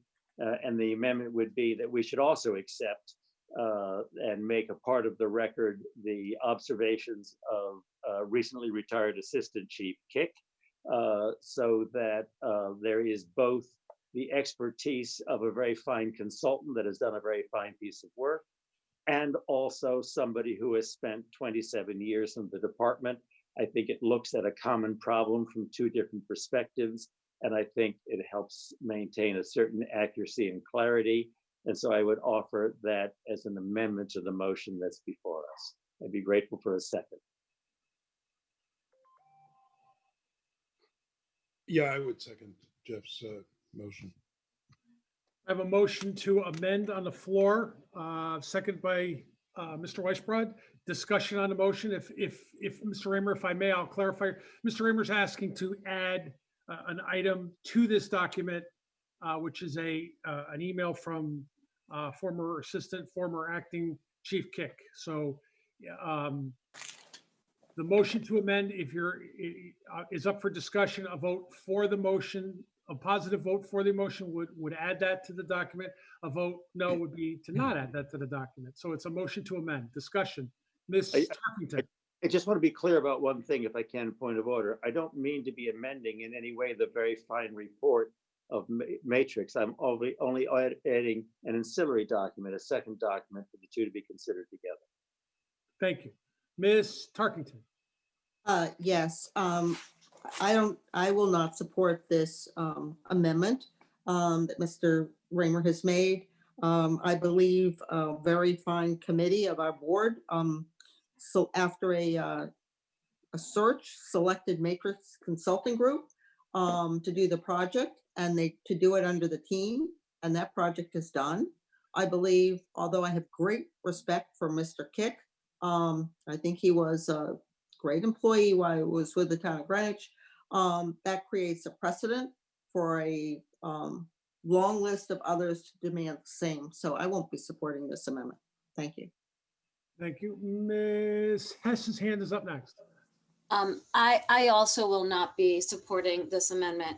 I think that we have many instances where we hire an expert consultant to come in and do an independent assessment, and they take into consideration, the management, the organization, the town, and they are supposed to come to us and give us their independent view. And there's lots of views for everything. I mean, we're having a special ed study being done, and it was very clear as part of that, we wanted it to be independent, and we did not want the people running the program to, we wanted, it to be an independent assessment and not having people involved in running the program be running the process and influencing the report. So there's other examples. The latest report of the Witherall was very similar in that they read the report in advance. We talked to them about it, but their comments were not reflected in the independent consultant's report. So I think a process of an independent consultant,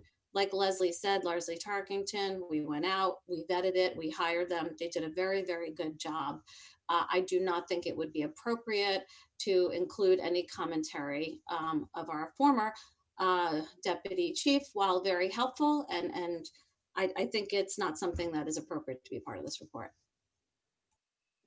I do not see any other hands up. I would only clarify before the vote, if the discussion is over, that I'm again not attempting to alter the report. It's analogous to an audit, in which an audit then is usually submitted to the department responds, and both the results of the audit and the responses are part of the formal record as they move forward. That's exactly what's being proposed here. I have comment from somebody with long experience at the department. I have comment from a very fine consultant that's done very thorough work, and they create a balance, and they speak to each other, and they create a transparency and a clarity for the public that may be observing. Ms. Moriarty, your hand is up. Yes, I just wanted to clarify or ask clarification of Mr. Raymer. When you say as part of the formal record, what does that look like? So we've got a bound report that's and we have a digital version of the report. It will go somewhere on the website under the Fire Study Committee. just what's the form of the other comments going to take? The steering committee is only a committee of the body. The body is the Board of Estimate and Taxation. The Board of Estimate and Taxation has a motion before it to adopt the report, to accept the report. And upon the passage of the motion, I assume the motion will pass. The motion is part of the record and the report becomes part of the record as well, which should go onto the website. If the motion is amended to include also the acceptance of the responsive comments of the recently retired assistant chief, then that too is part of the record, that motion, and the email of the 23rd of September from Assistant Chief Kick becomes part of the record. It should go onto the website as well. It's only a 2-page document. Thank you. Mr. Weisbrod, your hand is up. Thank you, Mr. Chairman. So, look, the kick page or page and a half has been referred to extensively in this meeting. The idea that Mr. Raymer is setting forth is to acknowledge that, make it available to the public. I do believe that Mr. Kick essentially released this to the public in any event. In previous discussions, he was forthcoming in that regard, that it was not something, he wanted this released to the public.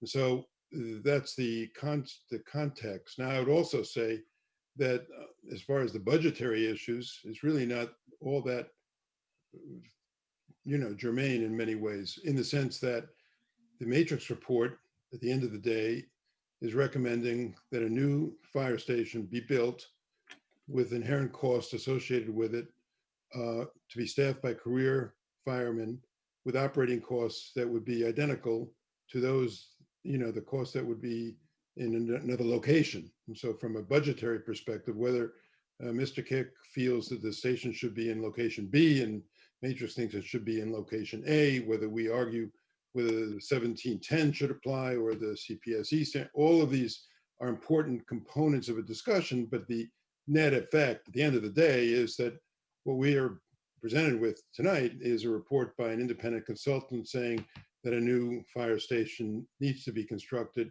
In fact, 2 new fire stations need to be constructed, one in the shorter term, the other in the longer term, to be staffed by career firemen with a certain operating cost. So the issue of attaching Mr. Kick's comments to the record is really just to give full transparency to the components of the discussion and to enable the public to have ready access to what has already been provided to the public. Ms. Cruiser's hands up. Thank you, Mr. Chair. This has been a great discussion. I want to thank Mr. Finn too. He answered all of my questions throughout the meeting, so I did not raise my hand. But I just want to say I will be in support of Mr. Raymer's motion to amend. I'm not fearful of setting any sort of precedent with adding this letter only because the individual in question, Mr. Kick, is no longer with us. And I think to maintain that continuity and that background in this instance where we are to set forth and sort of ask probably the first selectman's office to come up with this criteria for our town, that having that background not available to him during those discussions, it's important to sort of have that on the record. So I don't see precedents only because of the retirement and the history of this particular individual, and would be willing to make an exception here. Thank you. Thank you. Before I call the roll call, let me just see if I can chime in on this.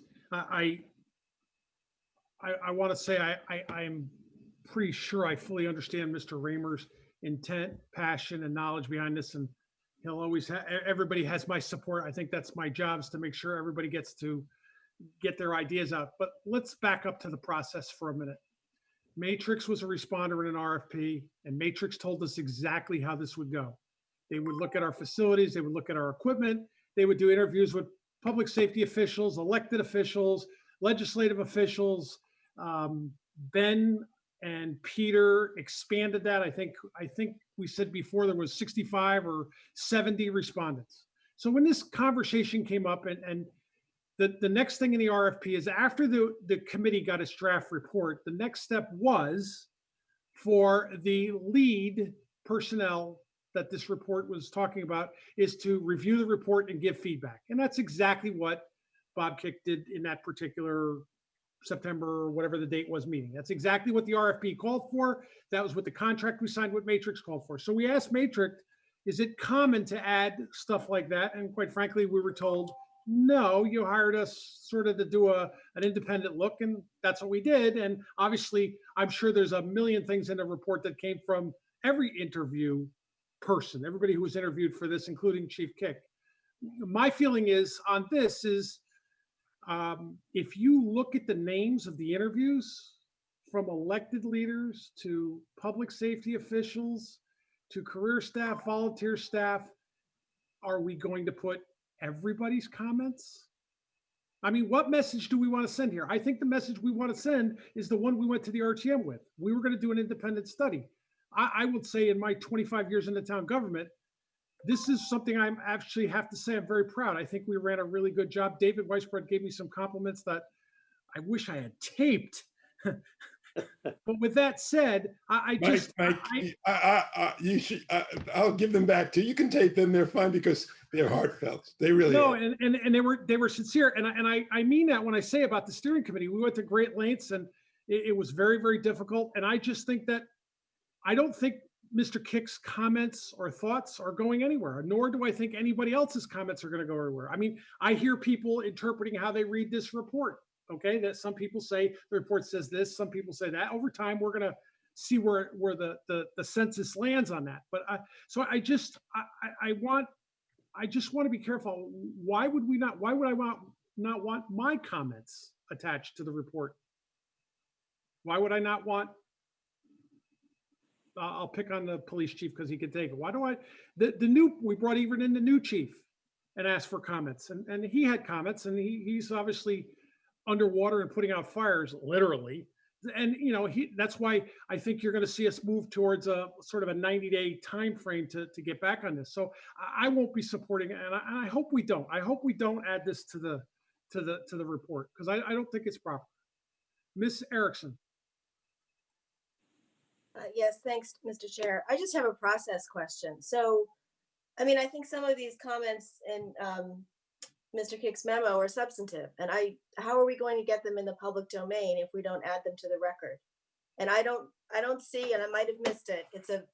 Thank you, Mr. Finn. It's a very lengthy, comprehensive report. There's a lot to digest here. And my head's still swimming a little bit because I'm trying to follow the thread from the various reports over the years to this report. But how are we going to get it into the public record? The list of interviewees, I don't see in the report. A summary of the interviews conducted, I don't see in the report. Again, I go back to my Board of Ed experience when we did focus groups for superintendent searches, of which we've done a few. All of those comments were summarized in some fashion and added somewhere. So what's the process to get that in the public domain? Just asking.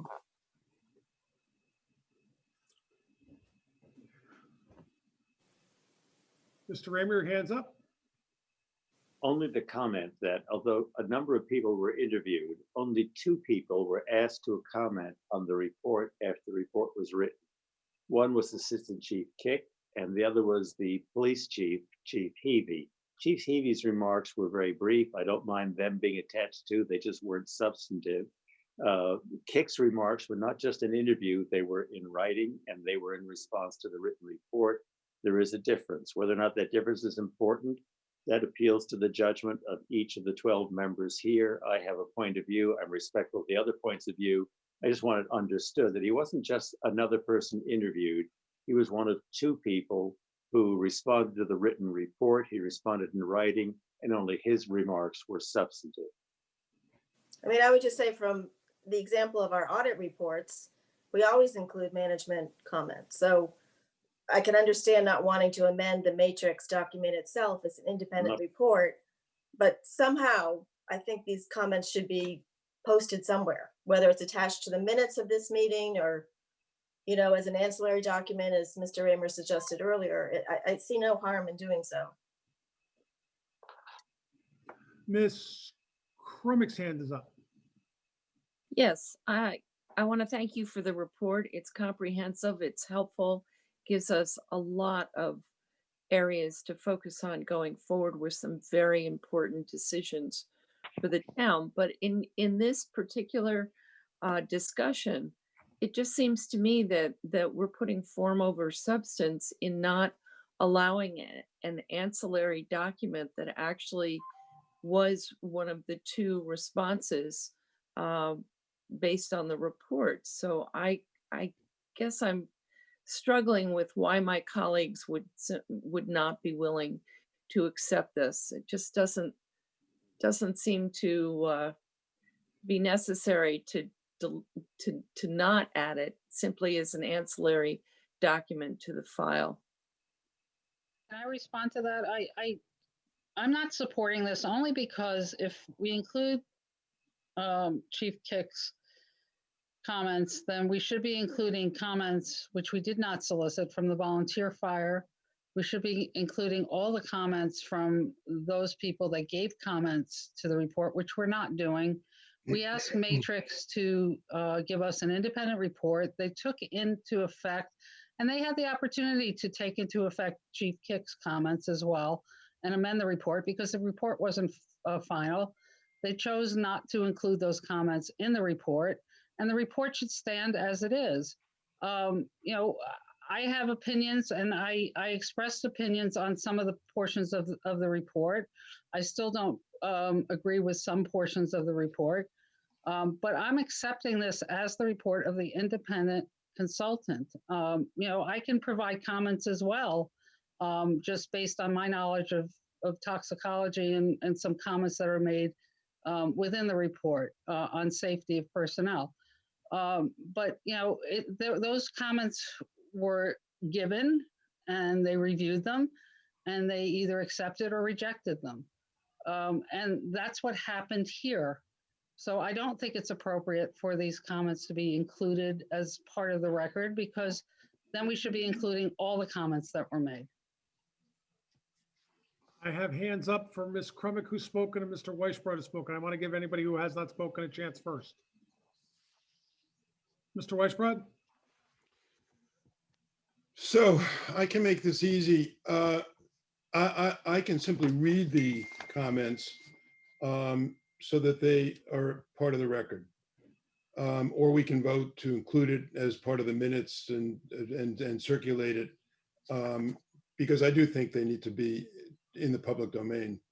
And so with no objection, I mean, it'd be more efficient to just sort of attach it to the, as Jeff's motion is making, not to amend in any way, shape, or form the outstanding work that Matrix did, but the notion that we have some interesting comments, substantive comments made by our esteemed and well-respected assistant fire commissioner.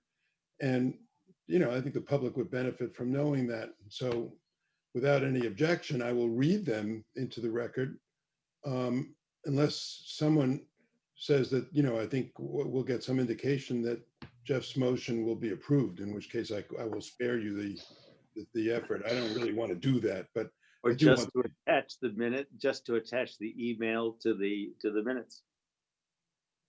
Or we can agree. Excuse me, I just find that this is a form of blackmail at this point, and I'm not supporting the reading of this email into the record.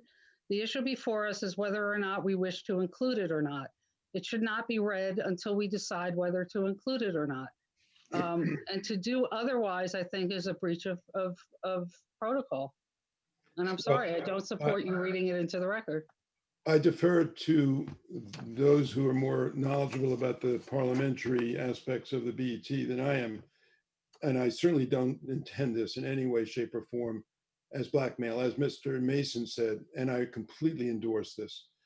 And as you have said, Ms. Faziolatis, that this has been extremely well conducted effort with tremendous cooperation from both parties and so forth. There was really no element of partisanship whatsoever. We graciously recognize the work that Matrix has done, and and appreciate it. So my intent, rest assured, in no way, shape, or form is to do blackmail. That's not the nature. That's not the way I want to do public service. It's not about that. So I don't know if I resent your comment. I don't really resent the comment because I don't think you meant it in a personal way. But I reassure you that that's not my intent. I just feel strongly that we have a public servant who's spent his life on fire issues. And by the way, it won't affect the budgetary issues one whit. That's the real truth, because the die is cast already in terms of what Matrix is saying in the report. So there's nothing in what Mr. In what Chief Kick, Assistant Chief Kick said that will change a thing. And perhaps that's the key component here, is that whether or not we include these comments into the record or not will not affect the matrix report whatsoever. The matrix report stands as it is. When I said blackmail, I really don't appreciate being given an ultimatum. Either we accept it or I'll read it into the record. I think that that's very inappropriate. And, it's not part of what this body is about.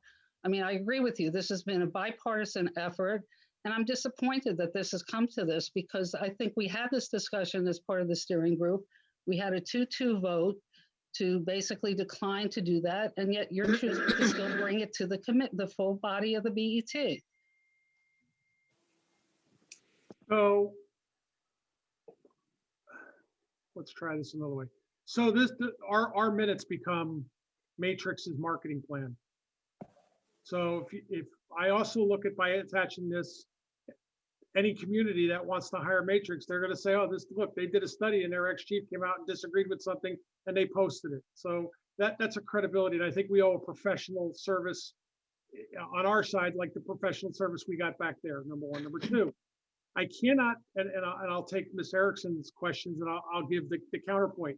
So tomorrow, when the phone starts ringing from the 60 some odd other people who say, where's my comments in there? What's the answer to them? And I don't have the answer to that. I have the answer that we did an outside study from a fire. Now, one of the reasons that Mr. Weisbrod and I early on talked about this is something that probably should go to a public hearing in town was for things specifically for a time and a place for other comments and things to be aired. I assure you that the two people that in the look back afterwards that there were some questions, they only answered the questions they were asked. Okay, I don't know what the police chief was asked, and I know I have an understanding that he answered some questions, and Bob had Chief Kick had answered some questions. The point I'm trying to make is we've done yeoman's work here on a professional level, and I think you are setting the stage for a bad message to all the leadership in the town who participated in this. And by the way, I don't have that list of participants. Otherwise, I might contemplate putting those there. But remember, we own this study. The Board of Estimate and Taxation and the town administrator and the controller ran it for us. Remember that. And if you go back to our budget hearings, when there was an outcry from some of the leadership in town to expand the scope of interviewees, what did we do? Mr. Weisbrod, where are you? I'm looking at Mr. Weisbrod. We said to the controller and the town administrator, you're running it. You do what you think you need to do. And they made a decision to increase the scope of interviewees. We specifically did not do that to in any way, shape, or form bias this report. So I think the report should be accepted as it is. I don't think we're nowhere near done with this report. This report is back on our desk and hopefully in 90 days, and lots of conversations between now and then, public digest, public input. And I think our fire commissioner and fire leadership and all public safety are going to have to address it. So I understand and I support the passion. What I think Mr. Raymer thinks is important to him. I just look at the presentation and how we need to act accordingly here. We asked for something, we received it. For us to add stuff to it it's just not common. It's just not a business practice that we should do. I mean, it would be like going back to getting an audit back and say, oh, I want to add this document to that audit. I can't see it. And I feel sad for the taxpayers because there's a whole bunch of them in this town that are really have fire concerns. And I want them to know that we're working on this on a neutral, not trying to be influential. And that's what I think is important we deliver to the town. Ms. Crumick and Ms. Moriarty. Just a couple things to go back to. You talk about the fact that this may impact Matrix's advertising. Frankly, I don't think that has any bearing on what we're doing here. We are creating an historical record of our decision making, and the minutes reflect what we are considering. This, and I would differentiate this report, the comments by Mr. Kick, because he actually was the acting fire chief or the deputy fire chief, I'm not sure. And I think that should be taken into consideration as opposed to volunteers in the fire department or the public. So I see that there is a difference there in having an ancillary document that reflects comments of a senior member of the fire department. And I would ask people to consider it from that standpoint. The other piece of it is the, I'm gonna stop there. Thank you, Ms. Moriarty. Yeah, I just wanted to say, I don't believe, or I wouldn't agree with a suggestion to amend the matrix report. That's not our job. Our job is to look at the data. If we have questions on the data, we ask them to go back, look at it, and reevaluate it. I think what Jeff is trying to suggest, or what I would support, is the documentation that was the basis of some of the conversation we had. I don't know what the minutes for this meeting are going to look like. The minutes hopefully are not going to say Matrix presented the report, meeting was adjourned 2 hours later. It should reflect the discussion that we had in accepting the report and questioning the assumptions and the issues that this raises. Well, the opinions of the acting fire chief were raised several times during this discussion and should be reflected as part of that discussion in the minutes. So I look at, the suggestion here is to say, we'll put that part in the minute, but rather than paraphrase everything referred to, because that memo was referred to, it could be an attachment to the minutes and it's on the record there. I don't think it's a controversial thing. I don't think it shouldn't be, in my view. I believe the process that was going to happen going forward is that there will be a public hearing. Well, Chief Kick no longer works for the town, so his views won't be or can't be represented at that meeting unless somebody else brings it to him. So it won't be on a public record. Everybody else's views can be aired at that meeting, if my assumption's correctly. So I would just view this as really a part of our record in the discussion for tonight, and it very much was discussed and identified. It's almost cleaner if it's an attachment to the minutes because the source is clearly known and the use of the data is clearly known. We all questioned some of the assumptions in this report, got answers, and we moved on. So I think if we view it in that context, it shouldn't be a controversial issue. Mr. Raymer, your hand is up and I'm going to call for the vote after you. Fair enough.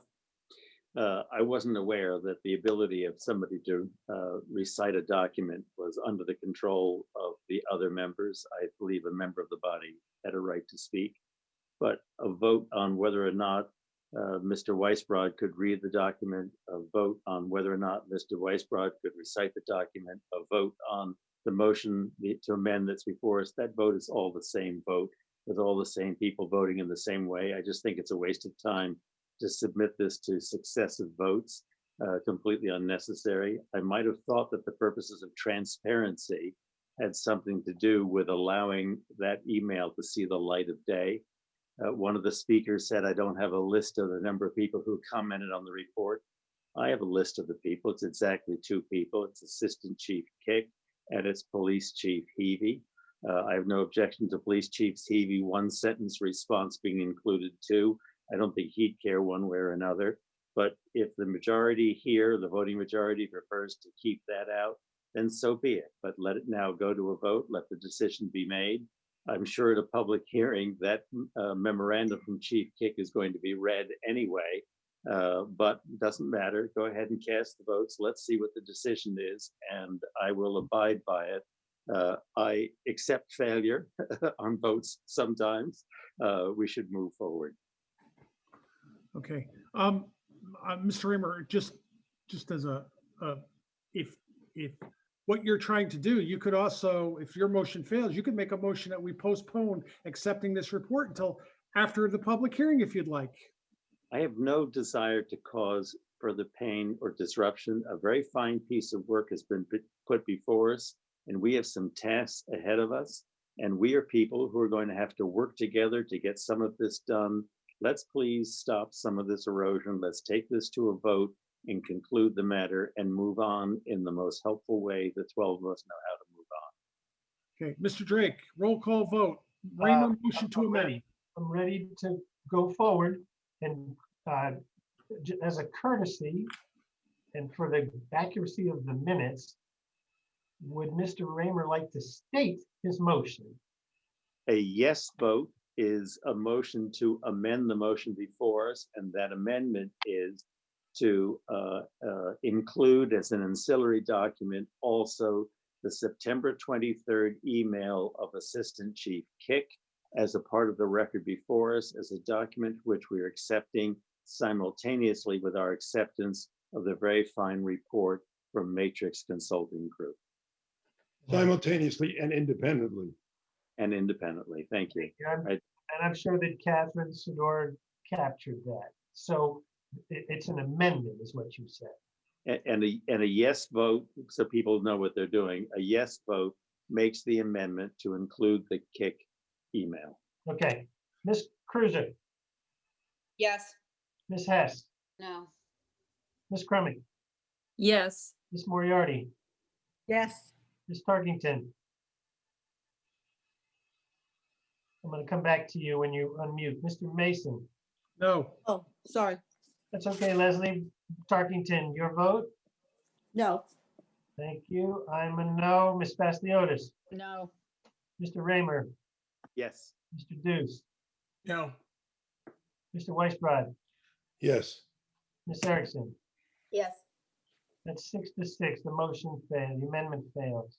Okay, the original motion to accept the Matrix Fire Study is now back before us without the amendment.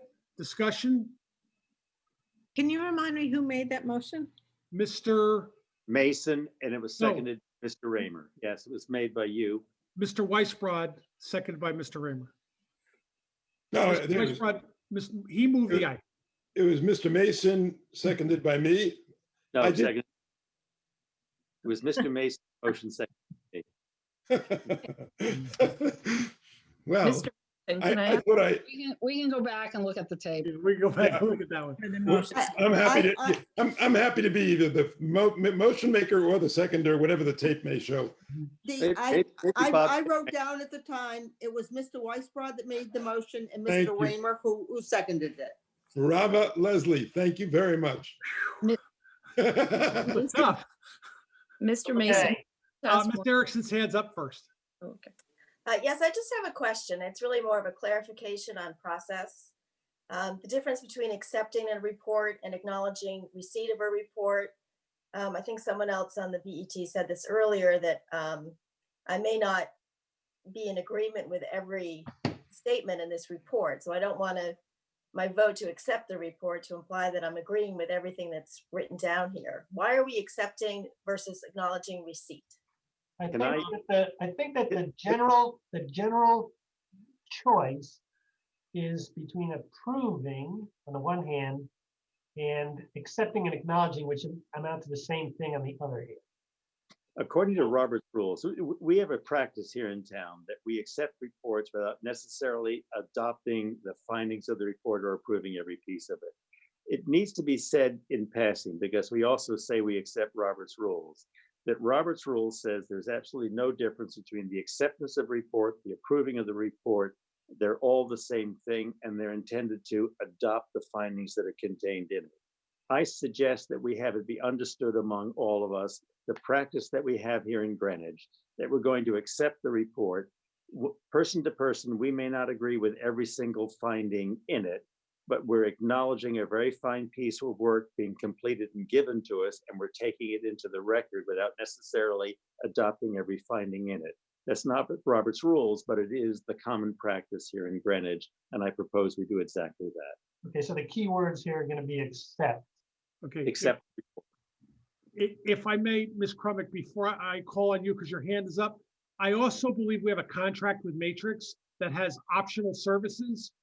And the reason I'm looking to accept is because we're not exercising those at this point in time, those optional services in the contract. So I'm thinking from an accounting point of view, we paid for something, we're getting it, that we're closed. If later on we choose to hire them on that same contract for the additional services that were optional, we may do that. That'll be a choice of the BET. So I kind of look at it that way too. Ms. Crumick? One last question. Is it possible to get a list of who Matrix spoke with in order to prepare this? Who were they consulting with in their preparation of their report? I would think that was going to be a Peter Minarski, Ben Branyan, or Bob Finn question. Okay. I mean, whether it That could would be be, exhibit to it or a list so that it accompanies that. I believe Bob Finn would have the list of everybody he interviewed. Correct, Bob? Correct. Can that be added to this? So at least it identifies who was process. That would be a motion to amend the report. no, she's No, just she's just asking that we be provided. Is that something? It's the same nature of thing as we've been talking about for years. It's adding a document. Right. So it's the same nature of the thing. Well, the question is if Mr. Finn was going to go back and make some correction, could he just added that to it? And that be considered a part of the end of the report? Deborah? Is that, I would ask, is that typical? Do you typically list who is interviewed as part of your report and your analysis and process? We do not typically list interviewees. And one thing that we stress to everyone interviewed is that the interviews are confidential in nature. It's not necessarily confidential that they were asked to meet with us because, you know, all the interviews were scheduled through the town. So the town knew who we were meeting with, but we don't typically make a list of interviewees in the report. Okay, I'll withdraw that as a request to Matrix. And I can say that there were over 50 people interviewed as part of the as part of the initial work. A lot of people. Okay, I'll withdraw. Thank you, Ms. Crumick, though. That was a good question to get the answer to. Okay, further discussion? Mr. Drake. Okay, this is a motion to accept the work of the consultant Matrix. Ms. Cruiser, Yes. Ms. Hess, Yes. Ms. Crumick, Yes. Ms. Moriarty, Yes. Ms. Tarkington, Yes. Mr. Mason. Yes. I'm a yes. Ms. Fasciotis, Yes. Mr. Raymer, Yes. Mr. Deuce, Yes. Mr. Weisbrod, Yes. Ms. Erickson. Yes. That was unanimous. Thank you, Mr. Drake.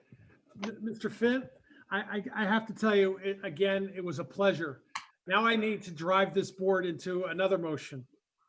I would ask that this board consider a motion to have a 90-day review with the public safety officials involved in this for a, including, you know, I want to include fire administration, police dispatch, fire commissioner, 90 days from today, so they may update the BET on any impacts from the recommendations made in the study. Mr. Weisbrod and I are liaisons to public safety, and I would leave it in our trust to make sure that's moving along. And I think we need to get a firm date because I think that was why we did this report, so we could work and see what things we want to implement in town and changes we want to make going forward, working towards getting the town of Greenwich to decide what level of firefighting services it wants and needs. So the chair had spoken earlier of there being a public hearing, I believe, in mid-January. Yes. So that too is on your agenda to call and to implement.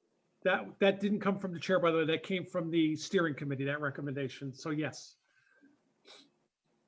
And that's why I think Mr. Weisbrod was very, very, very concise on the opening comments when he said, and I'll read it back. This report recommends that the BET hold a public hearing sometime in January to allow public comment on the report. So the minutes should reflect that, I believe. Yes, we have that document that Mr. Weisbrod, the four of us had worked on. So I gave that to Ms. Sidora and Mr. Drake. So we have that. So do I need to do that, or do we want to mark our calendars?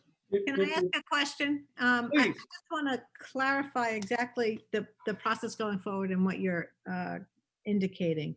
So BET asked for the study to be done. I think we all acknowledge the BET doesn't have the operational control to implement any of the recommendations. It is a document now that assesses fire response time, and we now need to look at the operations managers to move ahead with recommendations, analyze it, decide what needs further discussion, what they can move forward with, etc.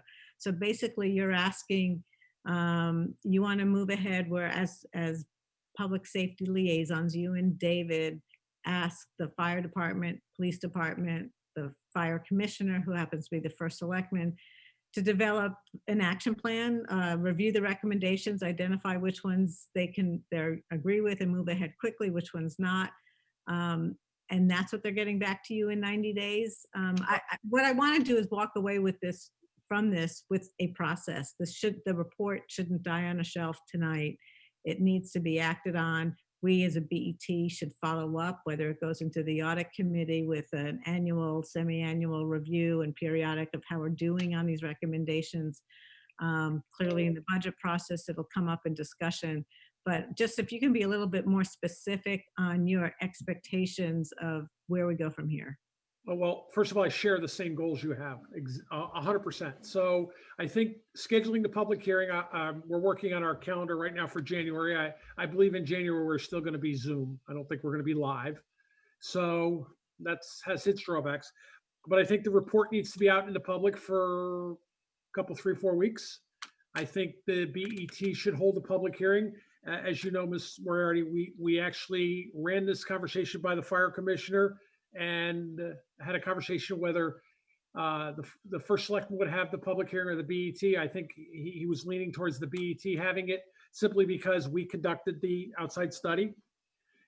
That gives the town to have input. And at the same token, this way the BET, hopefully in that 90-day mark, has some ideas from town conversations, input from the public safety officials, and an update on what the public safety officials are addressing in this report, what their timeline is, if they're not doing anything or they are doing something. And I think it really will lead into the future planning. I'm a little cautious to step too firm because, as you know, we have a new fire chief, a brand new assistant fire chief. We're still trying to fill the third position, the training officer. It has another title. I'm sorry. And I want to be fair to the new chief for getting some time on the ground before having to dive into this. So I think that's the big plan. I mean, as liaisons, we can naturally do this, but I want it to be formal. I think the public needs to know that we as a board this is our formal process of what we're doing. Yeah, if I could, I think the hearing is great. We're all set for that, it sounds. I certainly agree with you, Mike, on seeing a 90-day or so process. The question is that there'll be others, for example, the first selectman's office and the fire chief and others that need to play a role, perhaps even a more important role than we will at the BET. And so I'm not sure exactly what that 90-day process would be, but it certainly will involve others in the community, to wit the first selectman and the fire chief and so on. But the concept of being active in this from the BET as the sponsors of this report, I I'm with you 100%. The details, I don't know how they'll emerge, but the concept is a wonderful one. So there you go. So I think about I try to wear other shoes. I think about the fire commissioner, the police chief, who obviously runs dispatch. I think of our firefighting administration, our volunteer administration. I think a public hearing is as much for them as it is for us. I think Right. they need to hear. I mean, this is how the town of Greenwich makes changes. This is how the town of Greenwich gets out of rhythm and repeat and says, do we want to try something new? Do we want to experiment? Whether it's in this report, there's lots of options there on things to look at. I think from a budgetary point of view, it gives us the opportunity to look at things, and as well as the town administrator and first selectman. I just think that this is a process. I think the public hearing is more important for other people delivering these services as it is for us at times. And I think what we do is that after we have that, then we put the glue together. We get, for us at least, who did this fire study, a chance to relate to the public. Look, this is what we did. This is what we're doing, and ongoing. I think that's been our mission right from the start. Mike, I don't think any of us object to the public hearing. I think what I'm hearing from Leslie, though, is what is your expectations for the 90-day callback, if you will, of the police, the fire police and other individuals. And I think that what I'm hearing from both of you is that we would expect some sort of at least rough idea or a final plan as to what they plan to tackle in the recommendations, and maybe a timeline as to when those processes or those recommendations will be acted upon, realizing that some can be done immediately and some will need more time. And I don't know if 90 days is realistic to have a full, because there's a number of recommendations, but at least to get them started on the path to say that, we're working on recommendations 1, 5, and 10, and we're going to be then looking at the others, and we'll provide an update as we need it. So Mike, can I make a suggestion in light of all the comments we're hearing? Perhaps you and I think we've already agreed as a body on the hearing, which is great. Perhaps you and I need to spend a little time, which I'm happy to do, to flesh out what we think can be done in 90 days, as the two liaisons here, to flesh this out a little bit so that we can take something more specific back to the BET. I think I'm hearing that both from Karen and Leslie and others. I don't know if I'm hearing it right, but that's what I'm hearing. I love the idea. I'm with you 100%, but it seems like a little bit of detail is being sought. No? I'm okay with that. I just want to make sure that we are going to complete the mission we started. We are going to do an outside look. We're going to let the public have a chance to opine after they have a document to review. And I think we're going to come back and I think, make sure we want to see, there's a lot of recommendations in that, see which ones really become applicable for us and which ones can do stuff. And I think it'll lead into ongoing response time monitoring. I think there's a lot going on with this, but I'm game. If that's what you want to do, that's fine. I don't think anybody objects to, I think everybody agrees that this is a living document and that there are things that need to be acted on and they shouldn't be just shelved, as Leslie said. It's just a question of what are our expectations for the fire and police going forward in a 90-day period. Do we want to have a whole plan? Do we want to have part of a plan? Do we want to, have immediate goals and then goals maybe we'll look at in another year, that type of thing? I would just weigh in and say, I think we don't need a formal motion. I think that you and Mr. Weisbrod can work with our public safety officials. I'm happy to see in the operational plan of the fire department, it already talks about improving the response time in the northwest section of town and incorporating matrix recommendations. So I think we can do this a little less formally without your motion, if that's acceptable. If I went and scheduled a public hearing without a motion, you'd have my head. Mr. Raymer. So I'm in the same place that that Laura is. This 90 days sounds like the implementation. This is not the business of the BET. That's the business of the fire commissioner. If there's some way in which our doing something could be useful to him, or if he has a request for funding, that makes sense. But to start to have the department come back to us to discuss their implementation with us, We're not the fire commissioner. We are a funding agency. I just don't think, I think the public hearing, especially if the first selectman, if the fire commissioner, same person, would prefer or just as soon the hearing be conducted by us, that's fine. It's only the vehicle for people to come forward and speak their remarks. But I think the implementation process, I don't know what else the 90 days is for other than to monitor and supervise implementation. It's not our job, not our role. If in the context of that, some funding is required and the fire commissioner, the chief wants to make a request for funding, that's our business. But I don't think the rest of it is. I think exactly what Laura said is right. I've got two terrific liaisons. Let them work with the department and move forward.